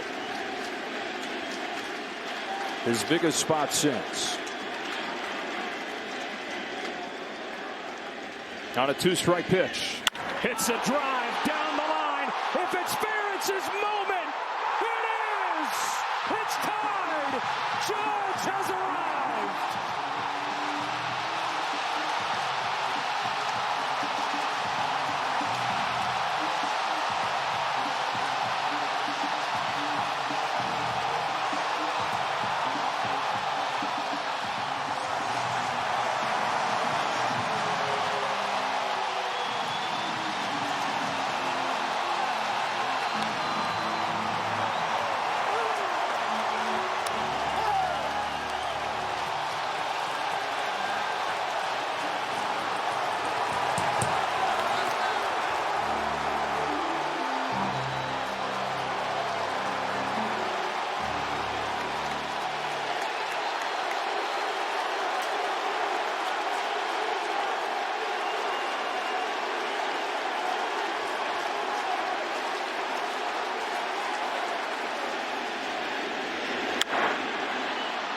Bellinger to left center field.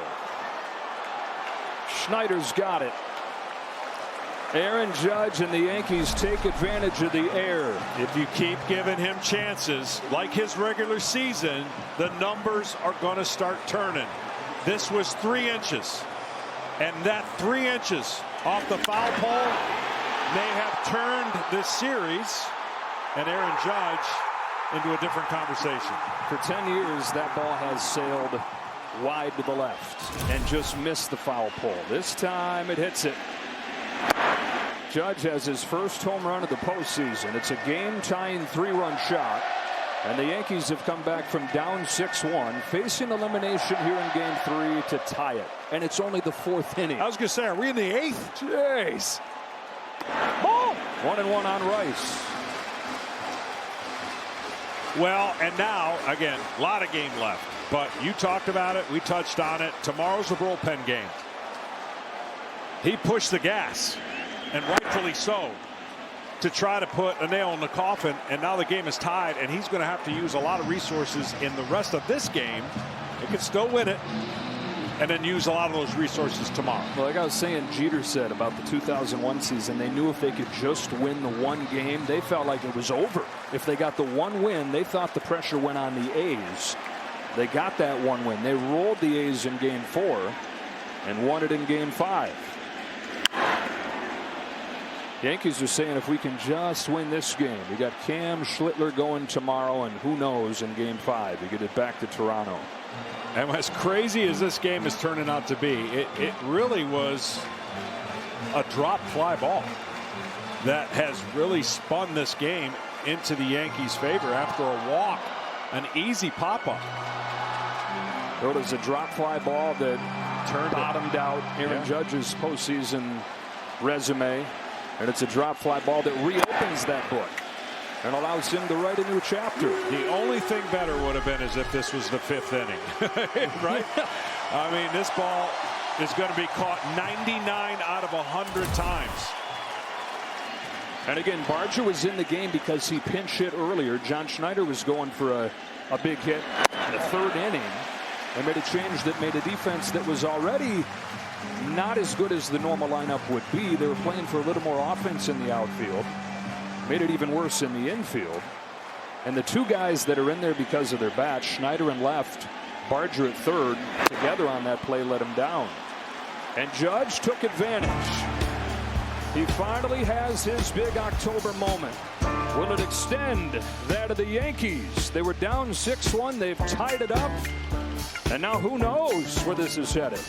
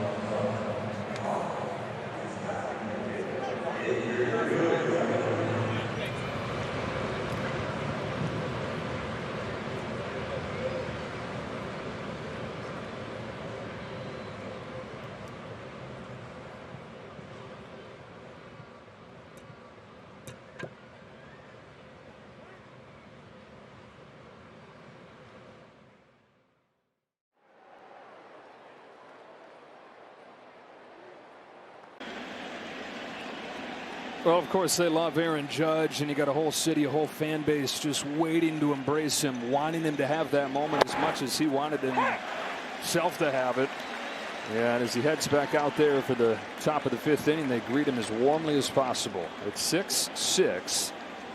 The Yankees back into a tie game. Camilo Doval remains in. Dalton Varsho leads off for the Blue Jays. We talk about winning one game. You immediately put the pressure on the Blue Jays, but it feels like that pressure has already been transferred over there.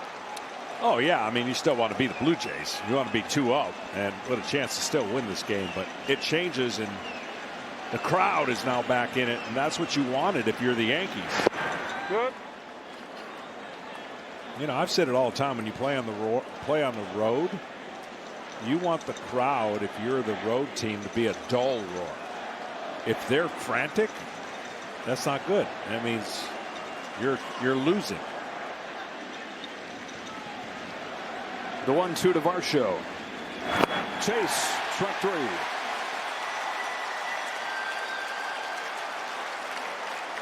Well, with that one big swing, he checked the last box. He's got the home run in the big moment, but he's already got a career high with 11 hits in this postseason, and this is just, 6 games in? Yeah, but what he did right there was so impressive for me, because he got blown away on the middle of the fastball, but it was a good swing. I just said he was a little bit late, and well, he wasn't late. You can't be late and hit a ball inner half and not have it hook and hit it down the line like he did. What's out? I mean, it was so impressive. If he gets this ball out front, then you got a chance for that ball to hook. But he stayed back and kept his hands in. And oh man, what? Always the round foul pole. Ernie Clement deep to the left field corner. Bellinger on the run. It'll bounce off the warning track, and Clement is 3 for 3 in this game. 6 out of his last 7.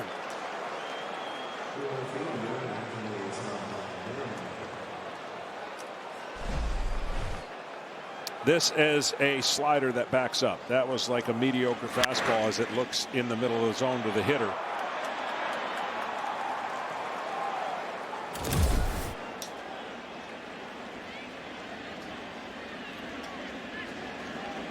And now it's Santander.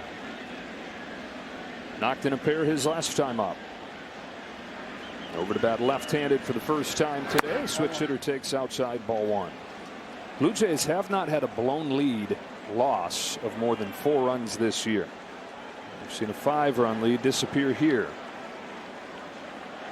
You don't have to ask Blue Jays fans if coming back from 2-0 is something they need to worry about happening against them, because they were on the right side of it back in 2015 against the Texas Rangers. They were down 2-0 in that series, came back to win it. Jose Bautista's bat flip, the lasting image of that comeback. But 90% of the teams that have gone up 2-0 in a best of 5 have finished it off.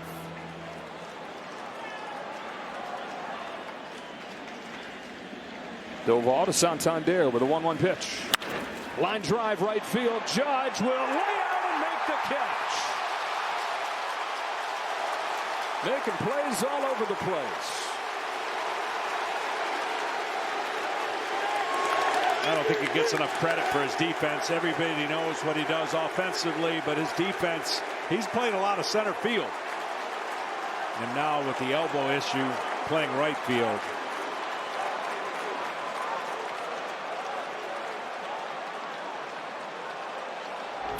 That is going to do it for Camilo Doval. Get some help from Aaron Judge. With Addison Barger coming up. Back into the pen goes Aaron Boone.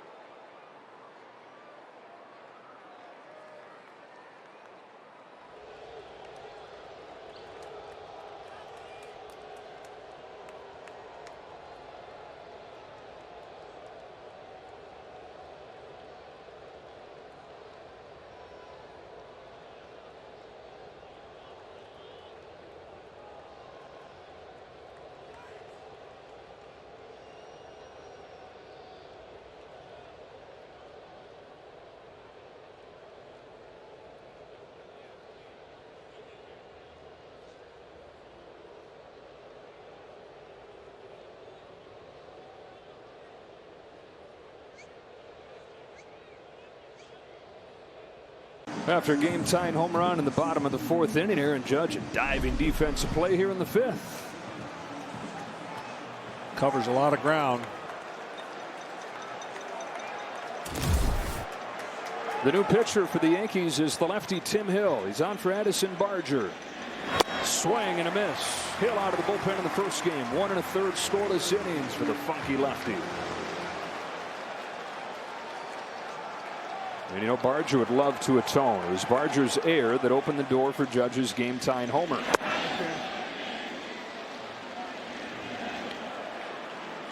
Barger, who started this season in AAA, came up in mid-April, hit 21 home runs. One of the many breakout stars for the Jays this year. Fouls it off, and it's 1-2.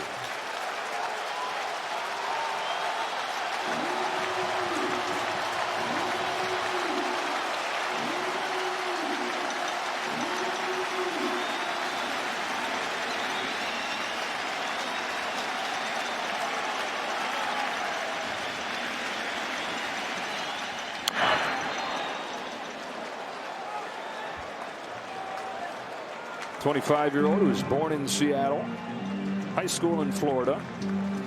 197 last year as a rookie. Was back and forth between the big leagues and AAA. He said, I had lost my identity. I was always tweaking and changing my swing. Back to doing what he always had, swinging hard. Takes inside here, and the count goes 2-2. And the guy they call Bam Bam Barger, trying to put the Jays back in front.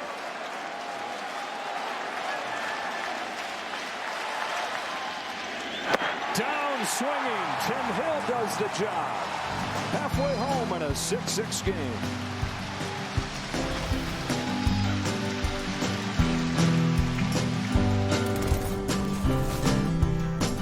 We're having it all.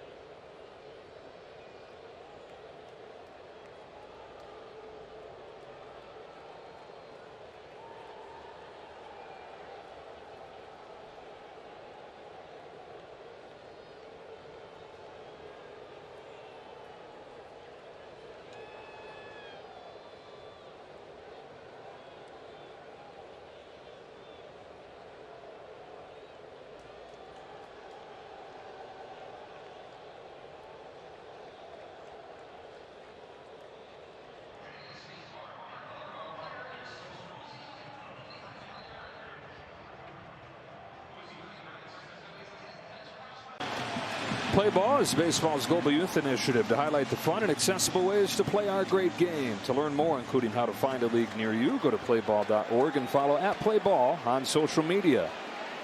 Aaron Judge is connected on a game-tying home run. Giancarlo Stanton leads off the bottom of the 5th and takes a strike from Varland, who struck him out with 101. and that bases loaded situation back in game 1. Stanton's knocked in a run both times he's been up today. Yankees are looking for their first lead of this series.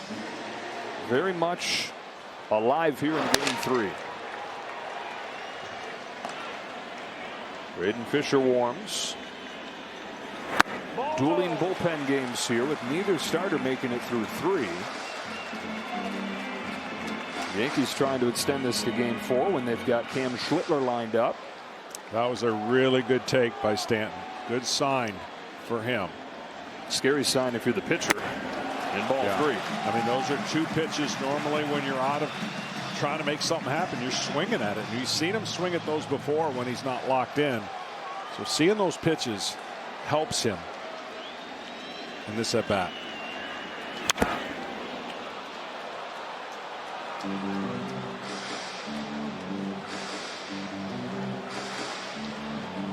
Now for 2 days in Toronto it was Vlad and the Blue Jays stars delivering. But both Judge and Stanton doing it for the Yankees here. Not this time though. 1 gone in the 5th. Time for a game break. Here's Kevin Burkhardt.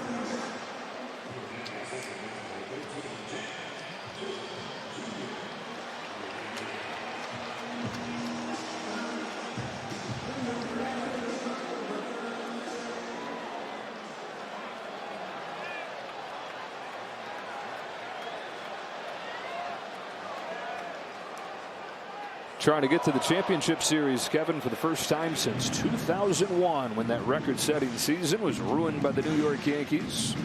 Jazz Chisholm laid off 1 ball, no strikes. It's a fun MVP discussion, but it's Judge. I don't know. I hear you. I hear you. I'm just telling you, the position that Cal Raleigh plays is not a normal position. If there was a player that had his numbers that was a left fielder or an infielder, hands down. But I'm telling you, he's going to get way more votes because of the position, what it does to your legs, the involvement you have.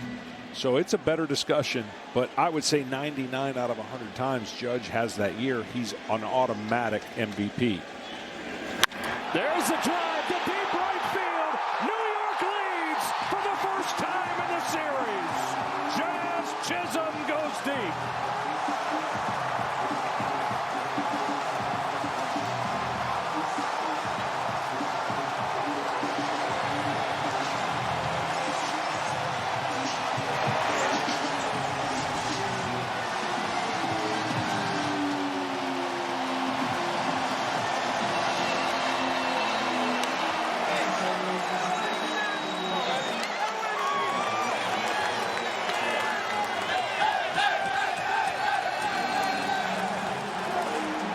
And a Yankees team that hit 30 more home runs than any other during the regular season.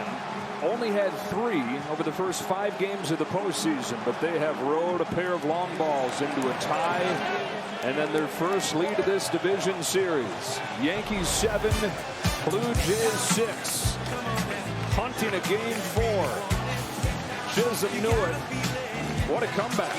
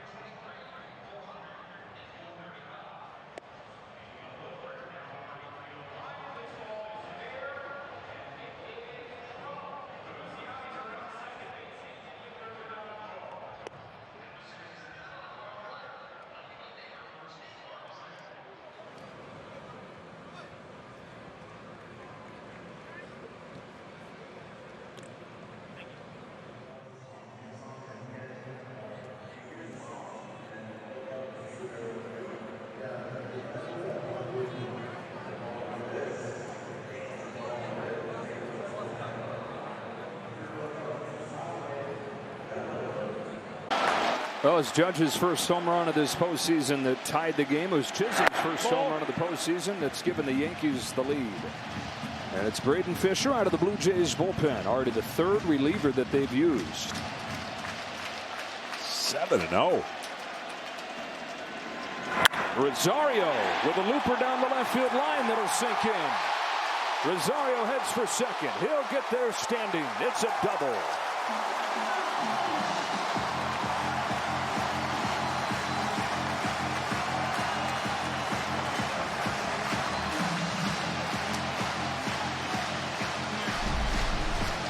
Hanging breaking ball, stays on it. It's amazing the momentum on an offense when things start clicking. We've seen it with Toronto, and now we're seeing it with New York.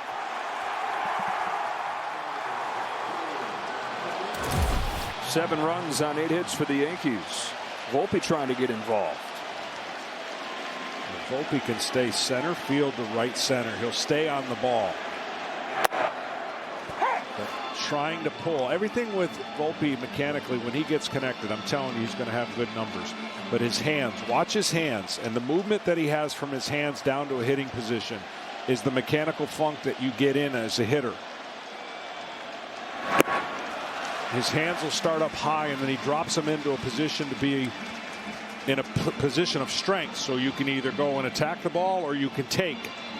And that is where he's at right now, and when he's going good and when he's not. Hands up high, gets ready to bring him down.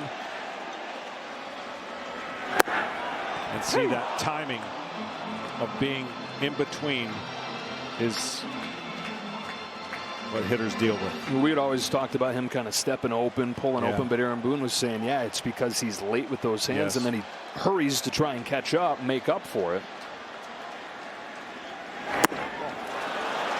2 balls and 2 strikes. Yeah, you can't hit with your body. Although you hit through your legs, you hit ground up. And if your body is moving, that means your hands are late and the timing's bad, and that will result in that front shoulder leaking.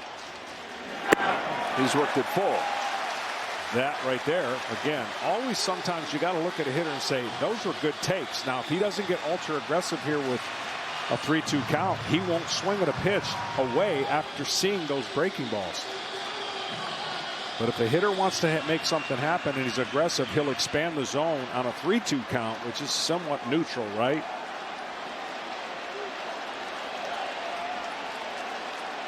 Rosario takes his lead at second as Fisher brings a 3-2 to Volpe. Stays alive.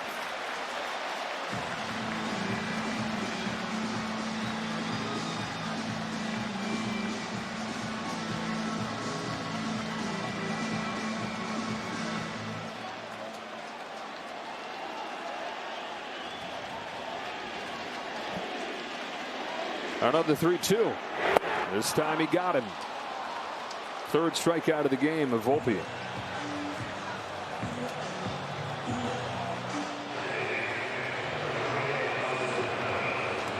The lefty Brennan Little getting ready. He tried to save that late with his hands. Ball was obviously by him, but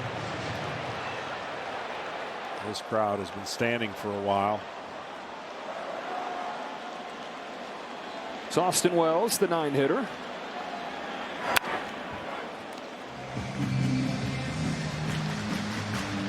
It was Wells who popped it up into shallow left field. In the 4th inning, what looked like it was going to be the second out of the inning, no big deal, but dropped by Addison Barger.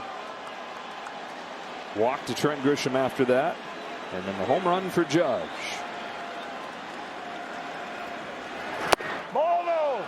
Checked his swing, and it's 1-1. It's funny, early in the season there was so much talk about the bats, right?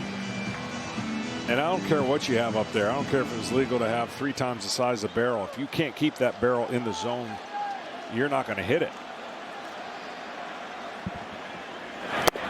Nasty breaking pitch.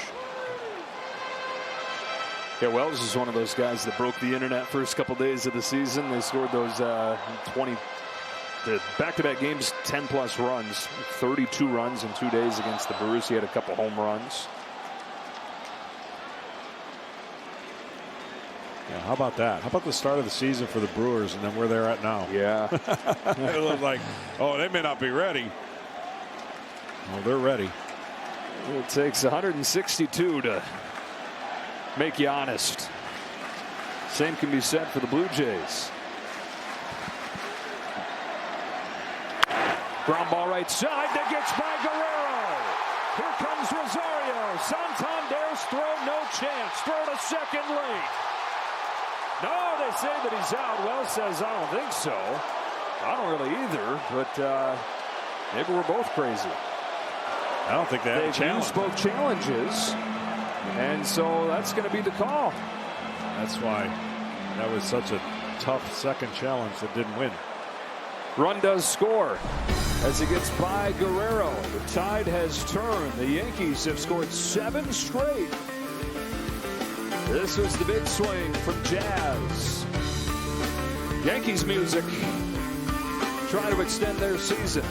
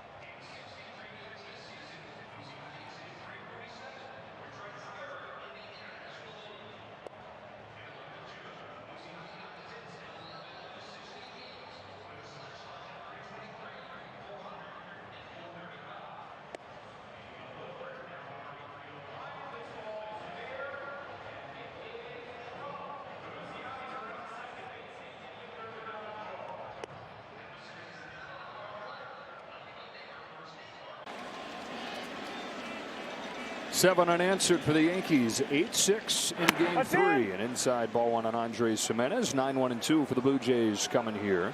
A couple of Yankees stars connect on their first home runs of the postseason. And running out of time to do it. Got not led before Chisholm's home run. Had one and the 2-out hit from Austin Wells. And you're going to have David Bednar potentially for more than an inning. Hasn't pitched yet in this series.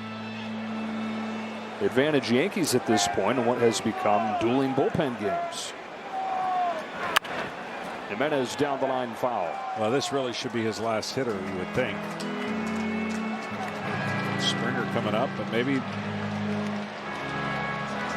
he'll go batter to batter. He's got some action in the pen right now. He struck out first guy that he faced. He's got Gimenez and then Springer and then Schneider's after that. Here comes Judge again to pick it off. Good first step, and then Aaron Judge for the first out. So one more to fulfill the minimum for him. I'm not seeing too many smiles crack through there like he just did from Aaron Boone, whose team has been in this spot before, has faced elimination before. Springer takes the ball. and has responded. Really down in the standings. This game has kind of mirrored the season, has mirrored the Yankees coming back at the end of the regular season.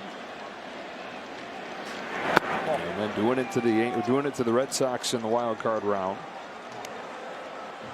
Tell you what, though, this looked like a runaway train. It looked like the Blue Jays were never going to slow down. Well, 6 runs. They got a great record. And they also have a great ability to come back. Really the most comebacks in Major League Baseball this year with 49. So they're relentless at the plate, and they just got to find a way to keep now this Yankee last 3 innings scoring 7 runs. 2-2 on Springer. There's an eternity left in this game. I didn't read the headline about getting rid of the pitch clock. I tell you what, it's chopper to short. Volpe. Springer's 0 for 4. Wear what the players are wearing on the field during the postseason. You can check out the largest selection of authentic jerseys, caps, hoodies, t-shirts, and more. Go to MLBshop.com for your favorite postseason team gear. Davis Schneider. And they will let Hill face him. Trying to get all they can out of Tim Hill with a 2-run lead here. And he saw Devin Williams is ready to go. They've not used either of their top guys in this series. And Bednar or Williams on one pitch. He's going to get Schneider. Bellinger backpedals to put it away.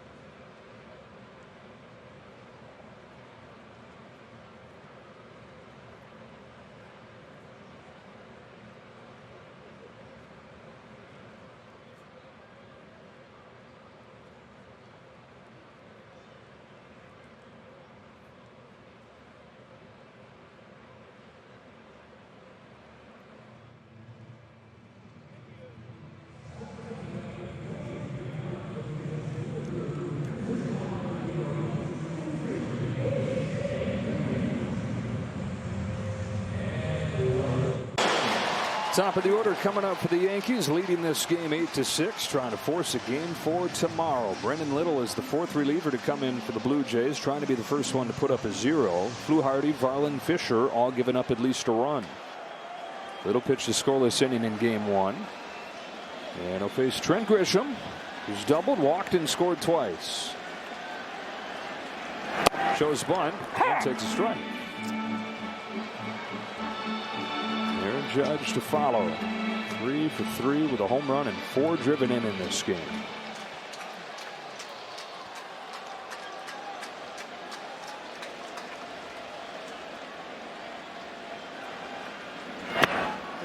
Kenny, what a night and what a postseason it's turning into for Judge. Absolutely, Joe. And here is more evidence that the home run by Judge was one of the more amazing you will ever see.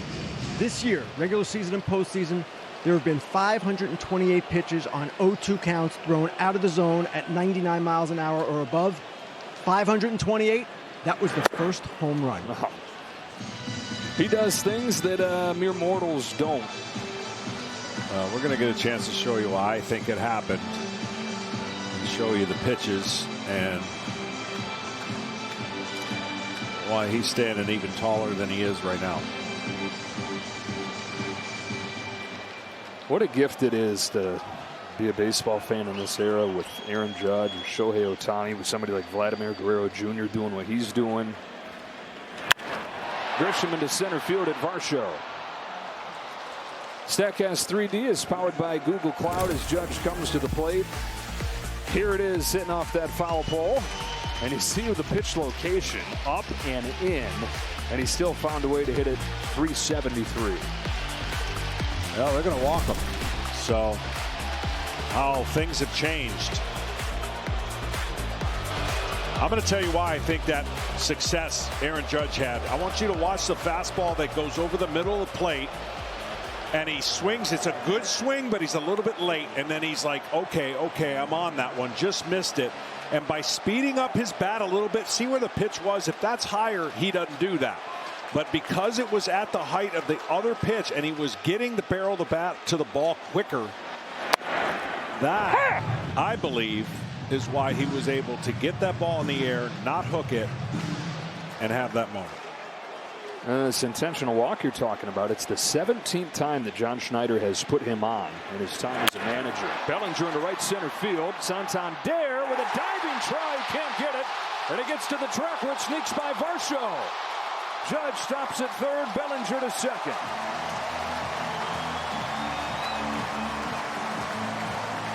That, by the way, is the first time the Yankees have come up with a hit after the intentional walk to Judge over those 3 seasons. Well, this ball has such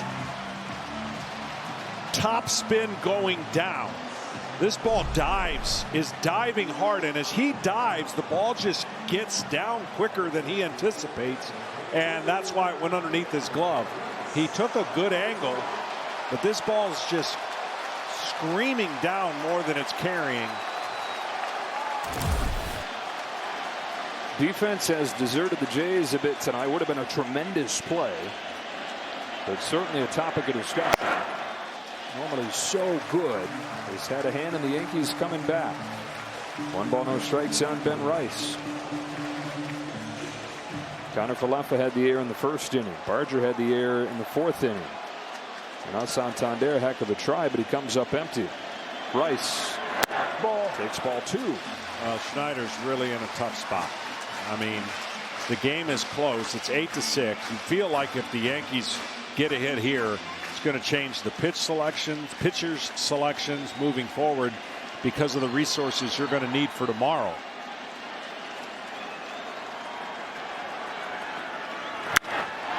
Golf to right center field. He went down to get that ball and lift it to Santander to get home a run. Good piece of hitting by Ben Rice to make it 9-6.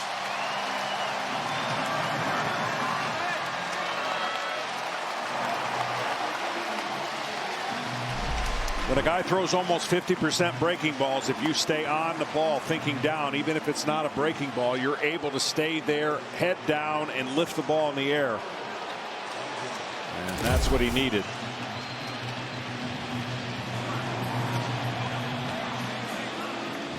Yeah, and another change coming.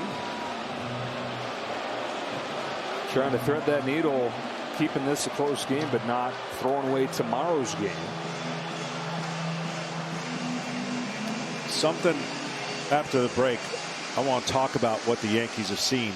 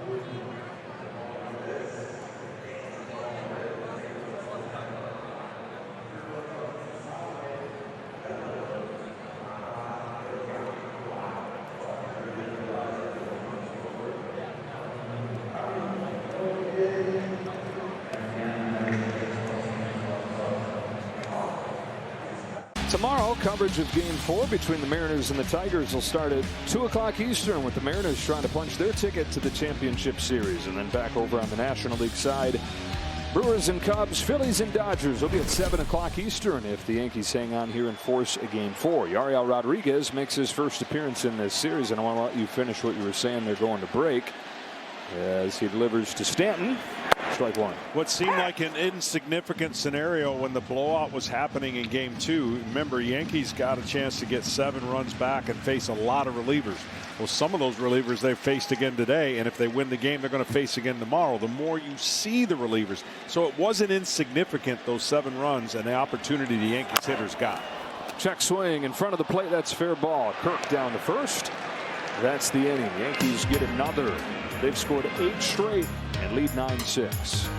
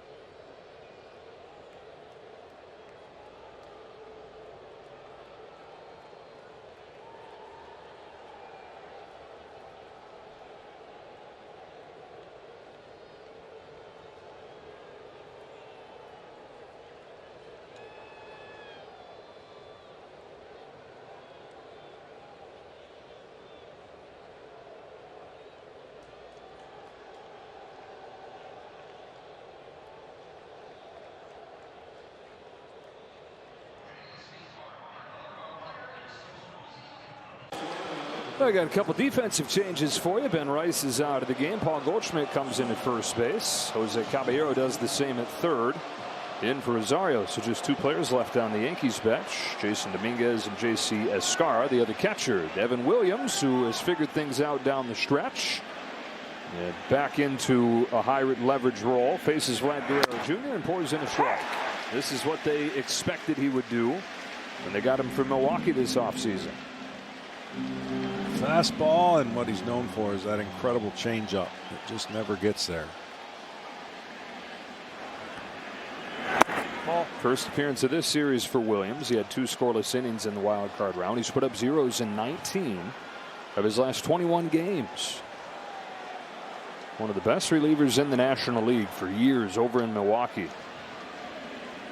His 1-1 to Vlad. Upstairs, ball 2.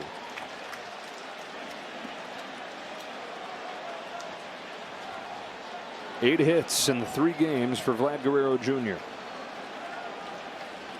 Homer, intentional walk, single today.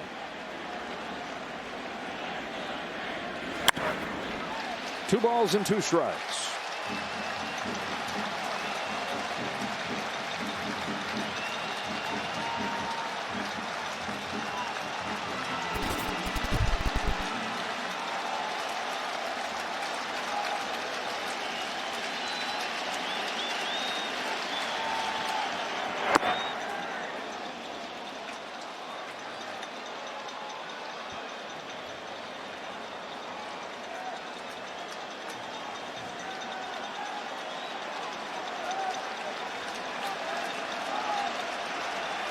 Vlad Jr. starting the 7th.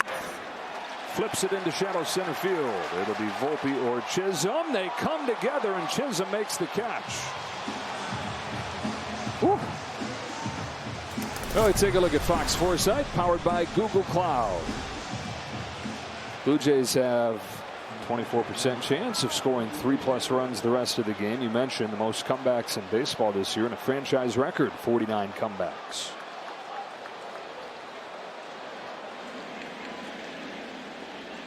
Kirk, after the 2 home runs in game 1, is 1 for his last 8.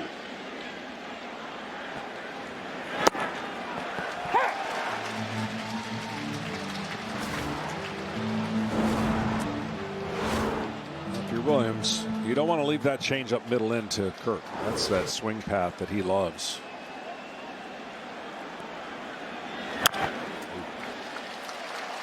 He got it down at least. He threw that change up, but the ball went down, and only one place really to hit that was foul.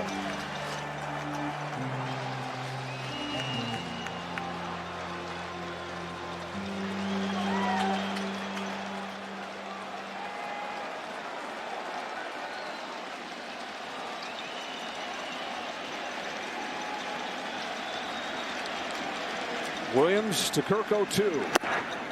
On the flip side, the Blue Jays haven't seen the high leverage guys for the Yankees because there hasn't been no situations other than in the regular season down the stretch. So Aaron Boone's hoping to have plenty of opportunities to use those guys for the foreseeable future.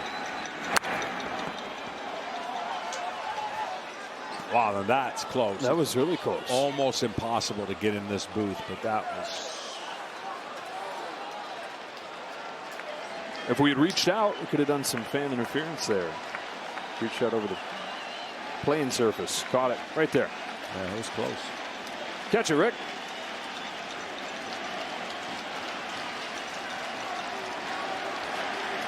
Out of the 1-2 pitch from Williams. Kirk fouls it off and stays alive. The best 2-strike hitter out there.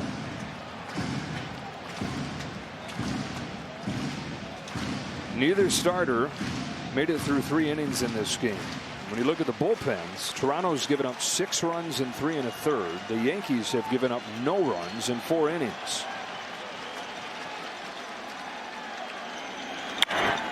Fly to right center field. Grisham on the run to the edge of the track. He's got it. Sort of on the run. Or a saunter.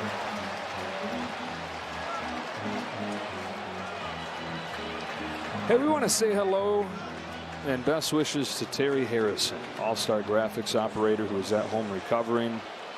All of us thinking about you, Terry. Can't wait to have you back. Can't wait to see you sooner rather than later. 9-6 game. Yankees ahead of the Blue Jays. It was 6-1 Toronto.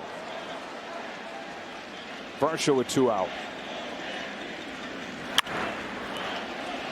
Had 6 runs over the first 3 innings, and it's like, here they go again. They're going to do double digits again, it was looking like. Yeah, and again, you know, it's a little bit misleading, but 13 runs in the last 2 games off the Blue Jays bullpen. Yeah, we had the 7 runs get things going towards the end of game 2. And at the time, it was like, no big deal, but you touched on it. You forced other relievers into the game. Maybe you got some momentum as hitters.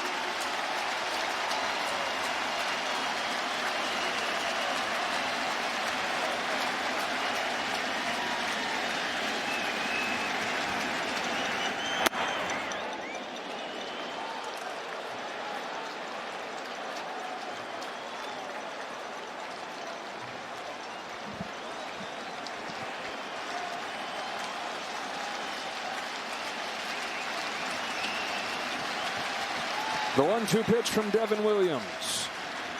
Got him! It's the 1-2-3, top of the 7th for Williams.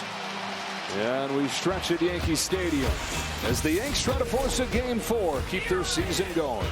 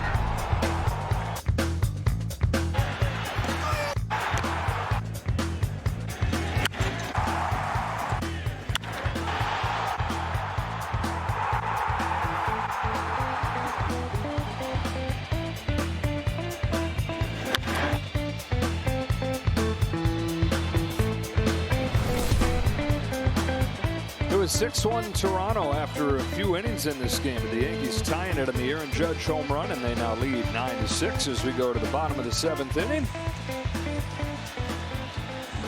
Judge hitting .500 in this postseason, having himself a heck of a game today. He's already got 11 hits in this postseason. He's matched a career high with 4 RBIs tonight. His 3 hits already has tied his postseason career high. He was doing everything besides hit the home runs coming into this game. Well, he's gotten that too, and he just might have extended the Yankee season. Yeah, I said yesterday, or the game 2, there's no moral victories. But I think there is, when you think about what the Yankees have been through. 7 runs and they were getting blown out. On the verge of getting blown out again. Right. You can hang your head. This crowd was getting ready to probably unleash some boos.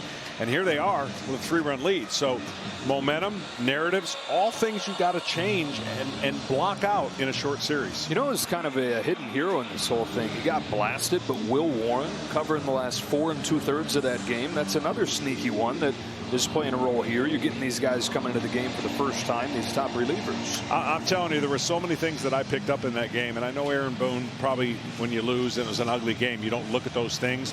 But if you're able to come back and force a game 5, win this game, win the next game, those things start creeping back and go, to your point, yeah, those are all important.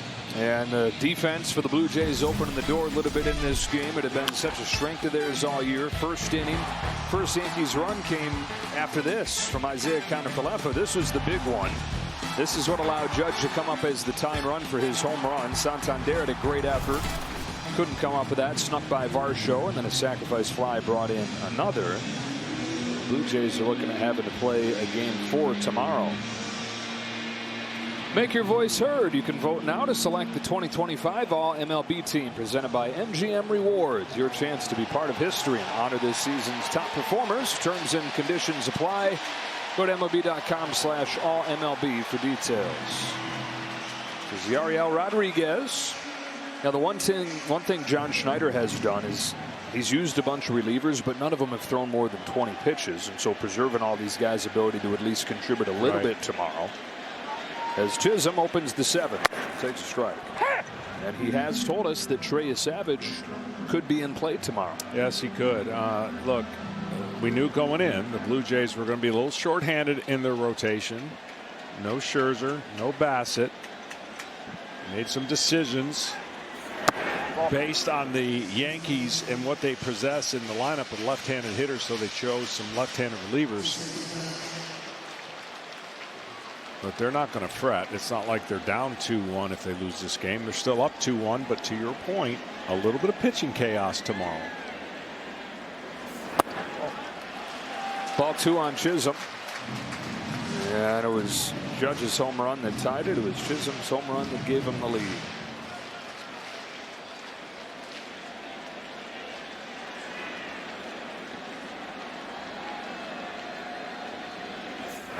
Two and two. Kenny? Here's a thought for you guys just to consider. Do you use perhaps Kevin Gausman tomorrow in some form on 3 days rest rather than Savage on 2 days rest, and then if there's a potential game 5, you have Savage on normal rest to start that game at home? Just throwing it out there.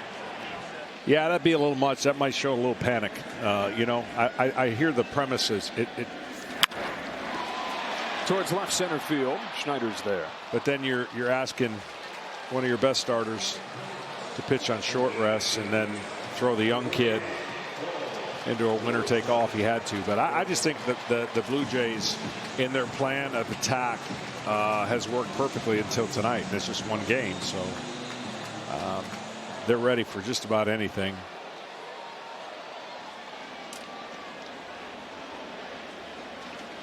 First at bat of this game for Paul Goldschmidt. Came on defensively last inning. Started at first base for a lot of the year. Ceded time down the stretch to Ben Rice. And has only started one game in the postseason, but he's 4 for 7 when he's had his chances.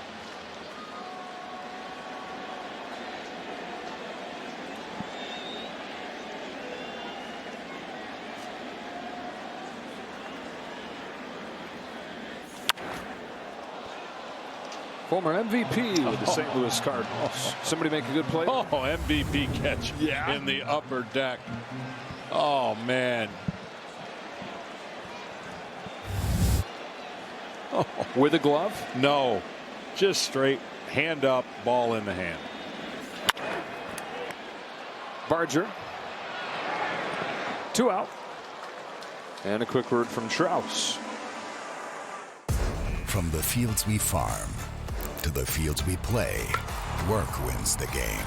Strauss and Major League Baseball. Gear for any season. And Justin Brule, who is probably the last guy on the roster beginning to warm, it shows you that John Schneider is starting to line things up for tomorrow.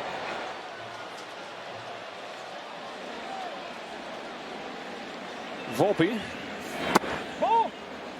has struck out all 3 times.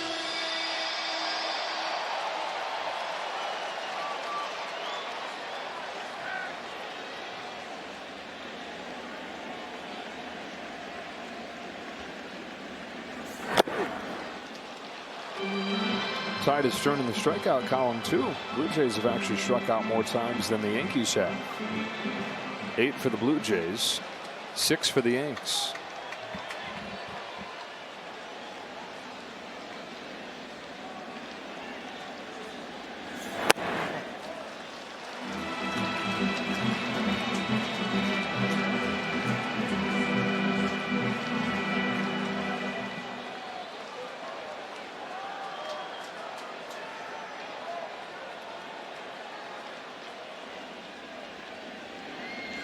That's in!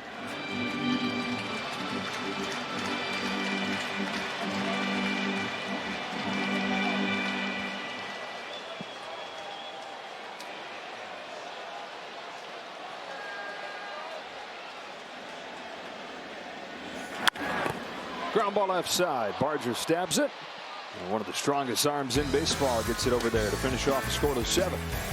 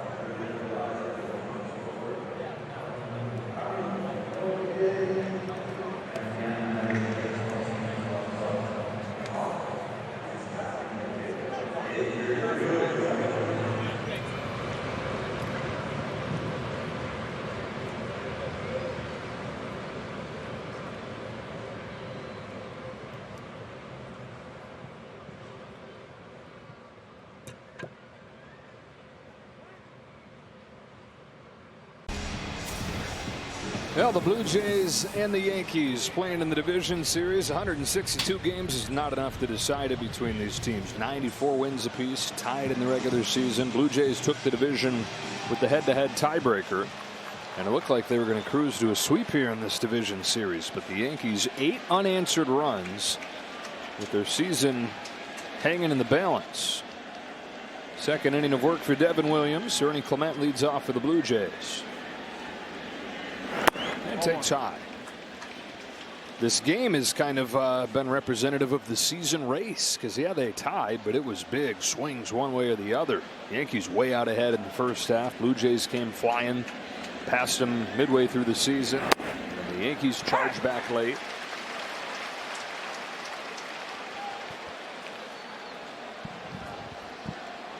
It would have been incredible if Toronto was able to keep the Yankees lineup at bay throughout the first 3 games.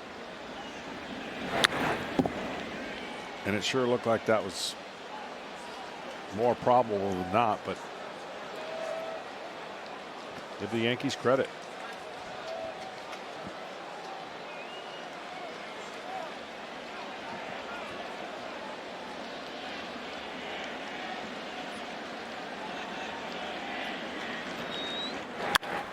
Clement through the left side, and Ernie Clement is 4 for 4. Blue Jays not dead yet. Leadoff hit for Clement here in the 8th. What a roller coaster it's been for these guys. Below 500, 8 games behind the Yankees 2 months into the year. That 10-game winning streak midseason that included the 4-game sweep against the Yankees in Toronto to take over first place. Would not lose it, even though they did everything they could throughout September there to hand it back to the Yankees.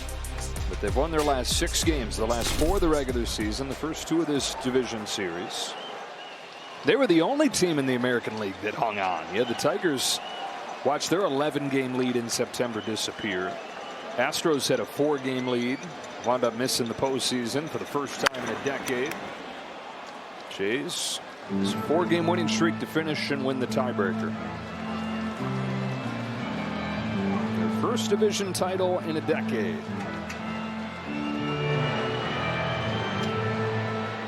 Tommy Nance.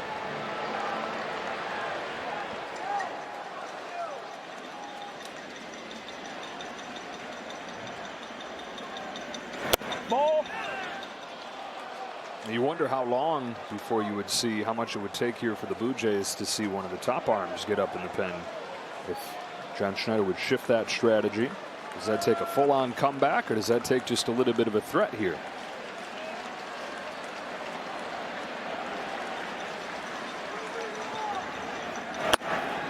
Well, when you basically only have 3 starters on your roster for this, you got 10 relievers, so they can keep coming out there one after another.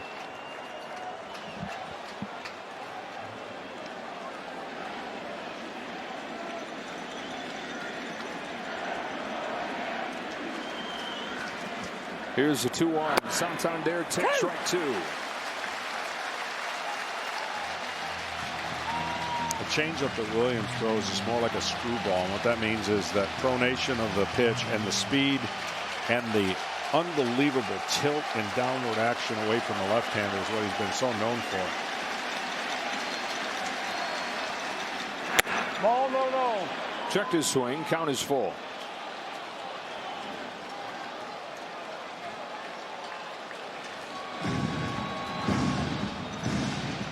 Well, no matter what happens here, he's got to make the Blue Jay hitter put it in play. A walk would just be a huge rally momentum for Toronto. Got him with a fastball. That works too.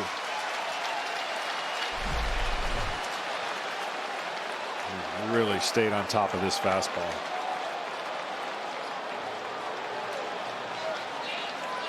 Oh, he said that Aaron Boone could go to David Bednar for more than an inning. He's going to look for 5 outs from his closer. Yankees up 9-6 with a runner aboard here in the 8th.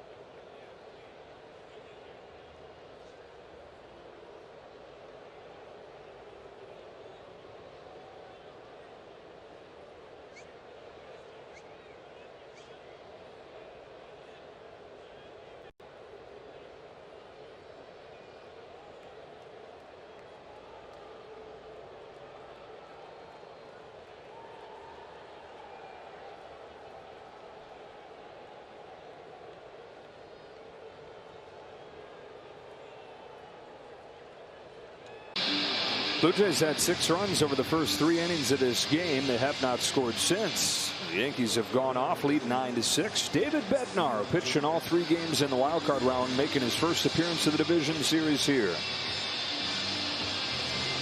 Tremendous strikeout to walk ratio and multiple innings save here. Taking over the closer duties after coming over at the deadline from Pittsburgh. 7 out of his last 7. And looking for a 5-out save here. Barger down the line foul. He's an all-star with the Pirates back-to-back seasons, 2022 and 2023. Then last year had a 5.70 ERA. It just completely went away. Early on this season, it was so bad that they sent him to AAA. Came back up and has been back to that early career form. His 0-1 pitch. Bouncing ball gently to second. The only play for Chisholm is at first.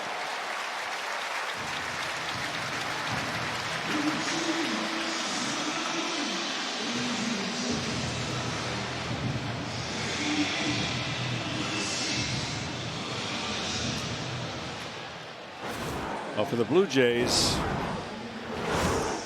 they would love nothing more than to get a 2-out hit here, and at least, if not any more scoring, the 9th inning brings in a little bit of tension with Guerrero looming. Clement, who started this inning with his 4th hit of the day, is at second. And the hitter is Andres Jimenez. Ball.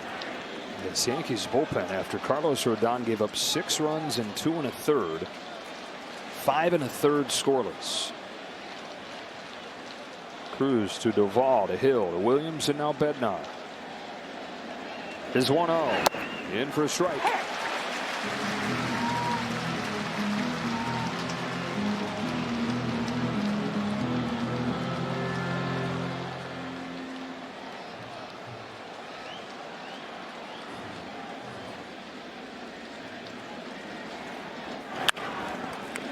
Easy play for Paul Goldschmidt. And they pitch around the leadoff hit.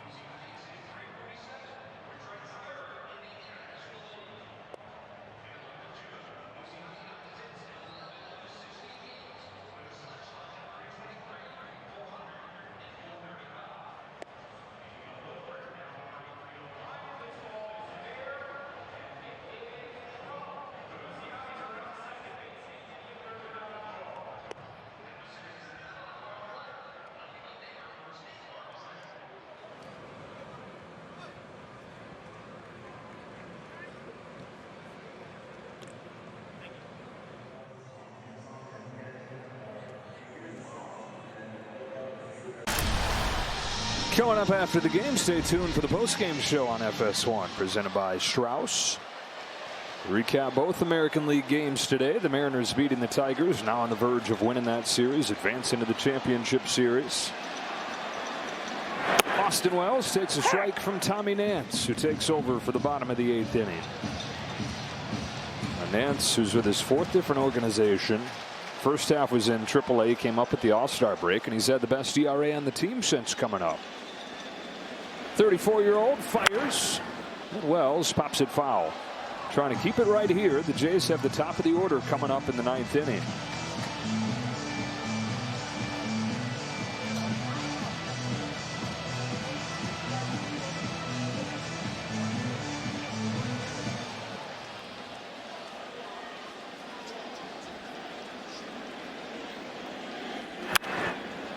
If they can hang on, Cam Schlittler ready to go for the New York Yankees. After 8 shutout innings, 12 strikeouts, no walks in the clinching game of the wild card round. Yeah. What a game.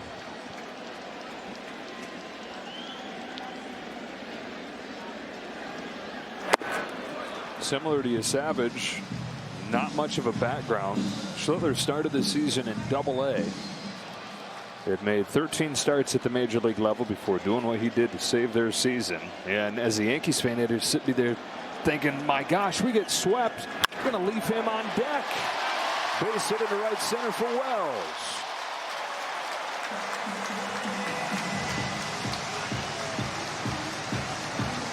Second hit of the day for the Yankee catcher. It was the first start in postseason history. 8 scoreless innings, 12 strikeouts, no walks. Yeah, and it was one of those games where it never looked like there was anything in doubt, right? He just was in command, composed, and throwing 100.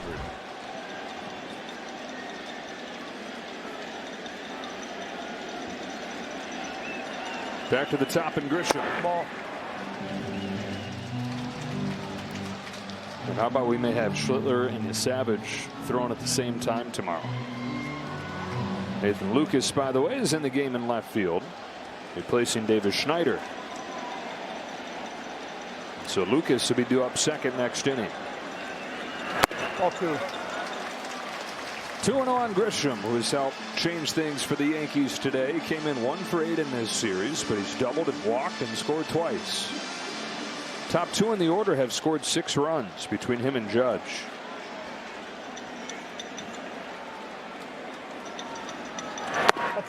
Been in these situations before, and what you say afterwards, if the Yankees are able to win this game, you just collectively go, bring your suitcases, because our goal is to make Toronto go back home and play another game. And a lot of that work still have to be done, but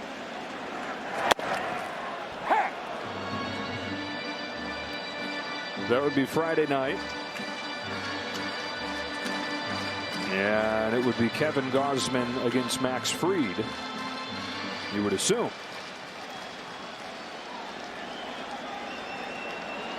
"3-1. 2. The Blue Jays scored 22 of the first 23 runs in this series. Since then, the Yankees have outscored the Jays 16-7, starting with what felt like kind of a meaningless little 7-run burst there.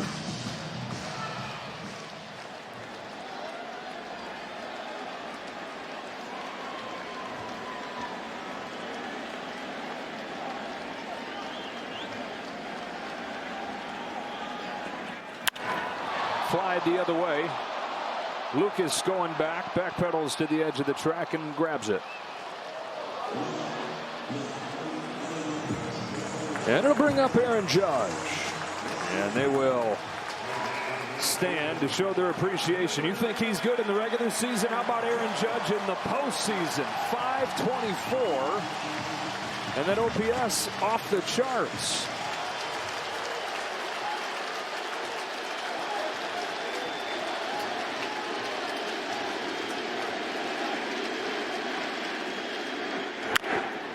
Chopper along third. Barger with a running throw to get him.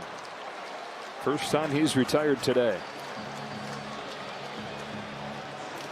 Well, if you happen to just tune in and say, wait a minute, Aaron Judge hits in the postseason? Well, yeah, it's been a lot of singles, chipped in a double, and then this to tie the game in the fourth.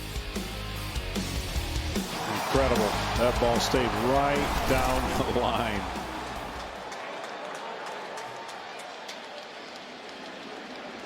It had to feel like time froze for him as he watched that thing go down the line. The whole postseason narrative hanging in the balance as it's slow motion towards the foul pole. And it did stay fair. And it did change everything for him and the Yankees. They put Bellinger on intentionally here. Yeah, that became the fair pole. Foul pole, it means you missed it. And it went left of it. First and second for Caballero.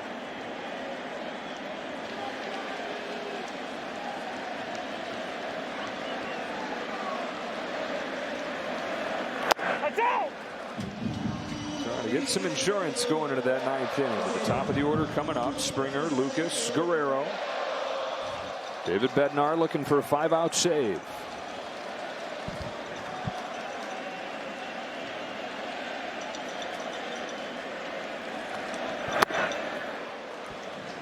Caballero known for his speed, and he's brought that to the Yankees, but he's also brought a much better bat than he ever showed in Tampa Bay.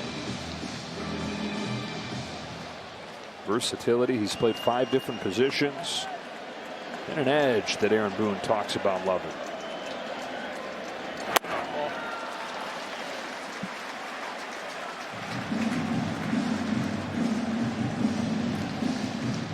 Well, for a team that really was struggling in the series with runners in scoring position until really when they got way down, they've 10 for their last 17. Going back to that latter part of game 2. And this is the more varied attack that the Yankees showed really over the last month of the regular season. As a team, they hit .290 with runners in scoring position the last month. It was not just the home runs. And they've had the 2 home runs today, but they have 11 hits total. Caballero hurt something on that swing.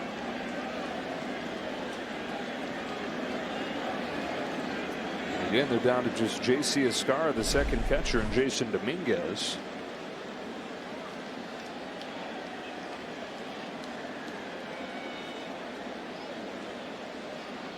If Caballero were to have to leave this game, they'd have to play some gymnastics in the field.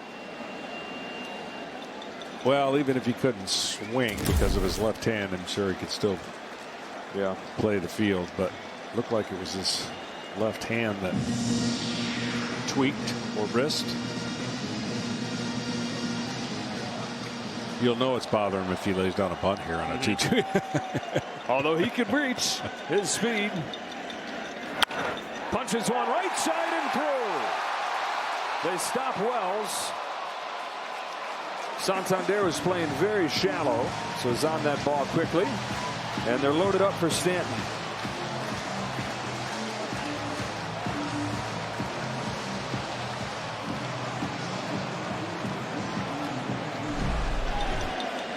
Just slaps it the other way.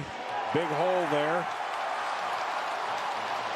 Seems like more guys could do that, but he had the perfect approach. Stanton pops it up. Who wants it? Clement. Here we go to the ninth inning. David Bednar against the top of the Blue Jays order, trying to get this to a game 4.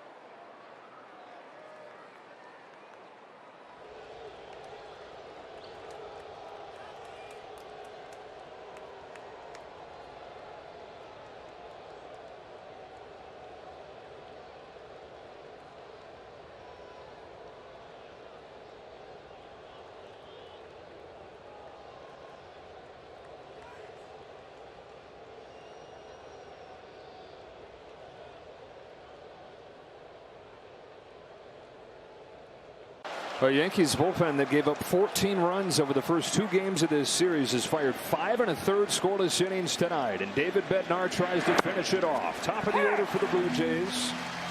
A strike on George Springer.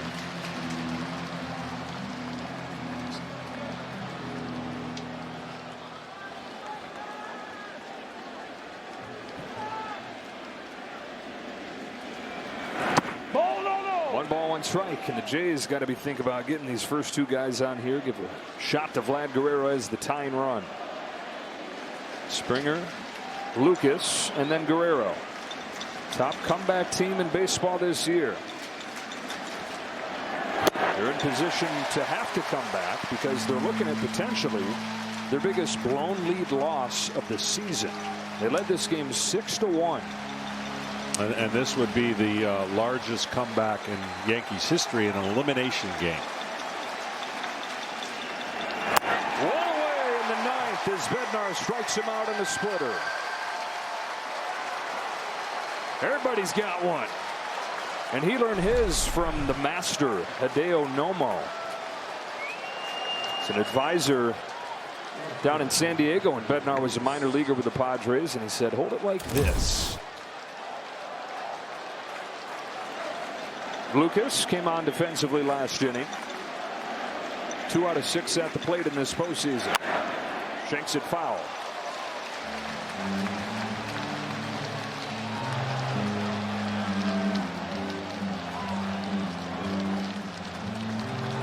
As the Blue Jays start to think about a bullpen game tomorrow, they use 6 relievers today,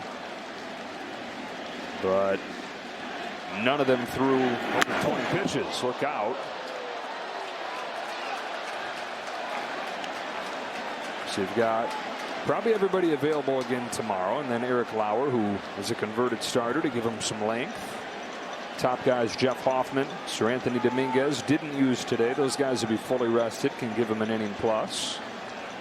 And where does Trey Savage come in for John Schneider?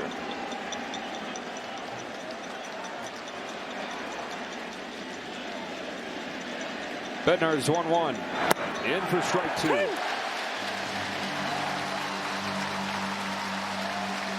No question about who's taking the bulk of the game for the Yankees.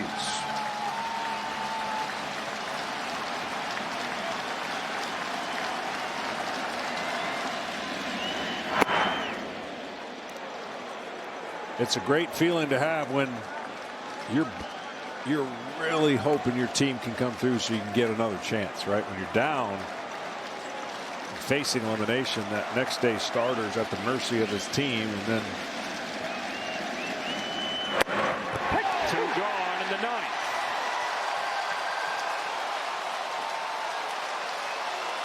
And out away from giving Schlittler his chance.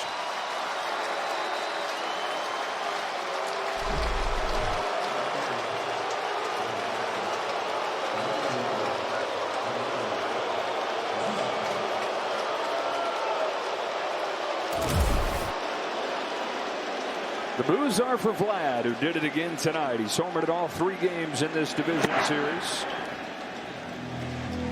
Yeah, he might be slumping. He made it out his last time. What's wrong with the guy?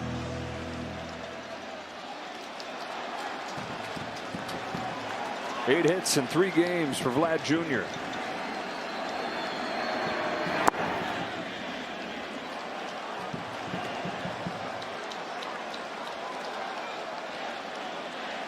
Hour earlier tomorrow for game 4. 7 o'clock Eastern. Here's the 2-0. Ball a little bit high.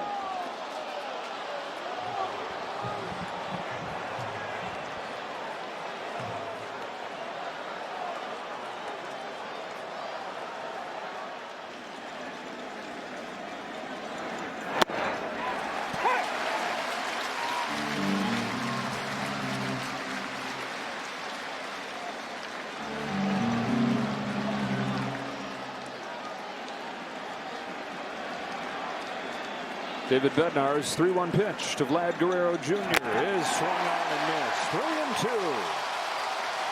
6 over the first 3 for the Jays. 9 through the middle innings for the Yankees to save their season.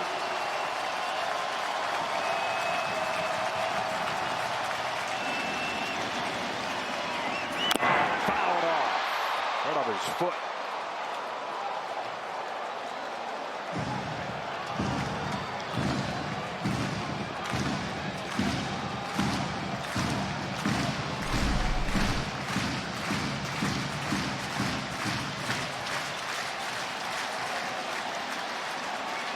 Back foot.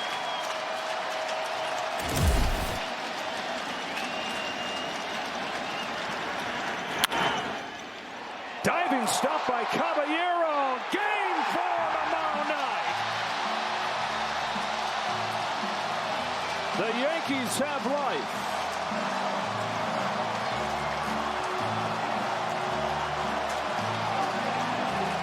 And it was their star. It was the MVP that breathed it into him. A 3-hit night for Aaron Judge, including a 3-run home run that tied the game at 6. And Aaron Boone's club comes from down 6-1 to win it 9-6. Yeah, we talked about in the open about flipping the script. Really, what Toronto had done well all series, that New York had to flex their muscles, and I didn't know it was going to take a 6-1 deficit for that to happen, but it did. And the offense and the team gets a chance one more night to force a Game 5. Well, they knew just win one game and it all changes.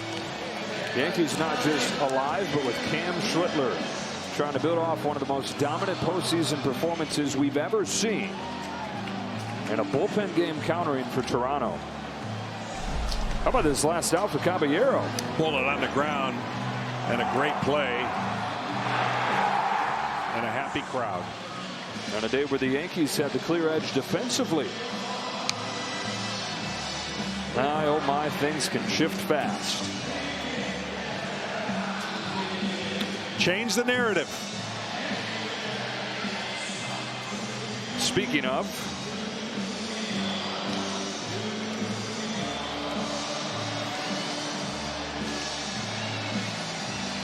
they can exhale. Their season's still going.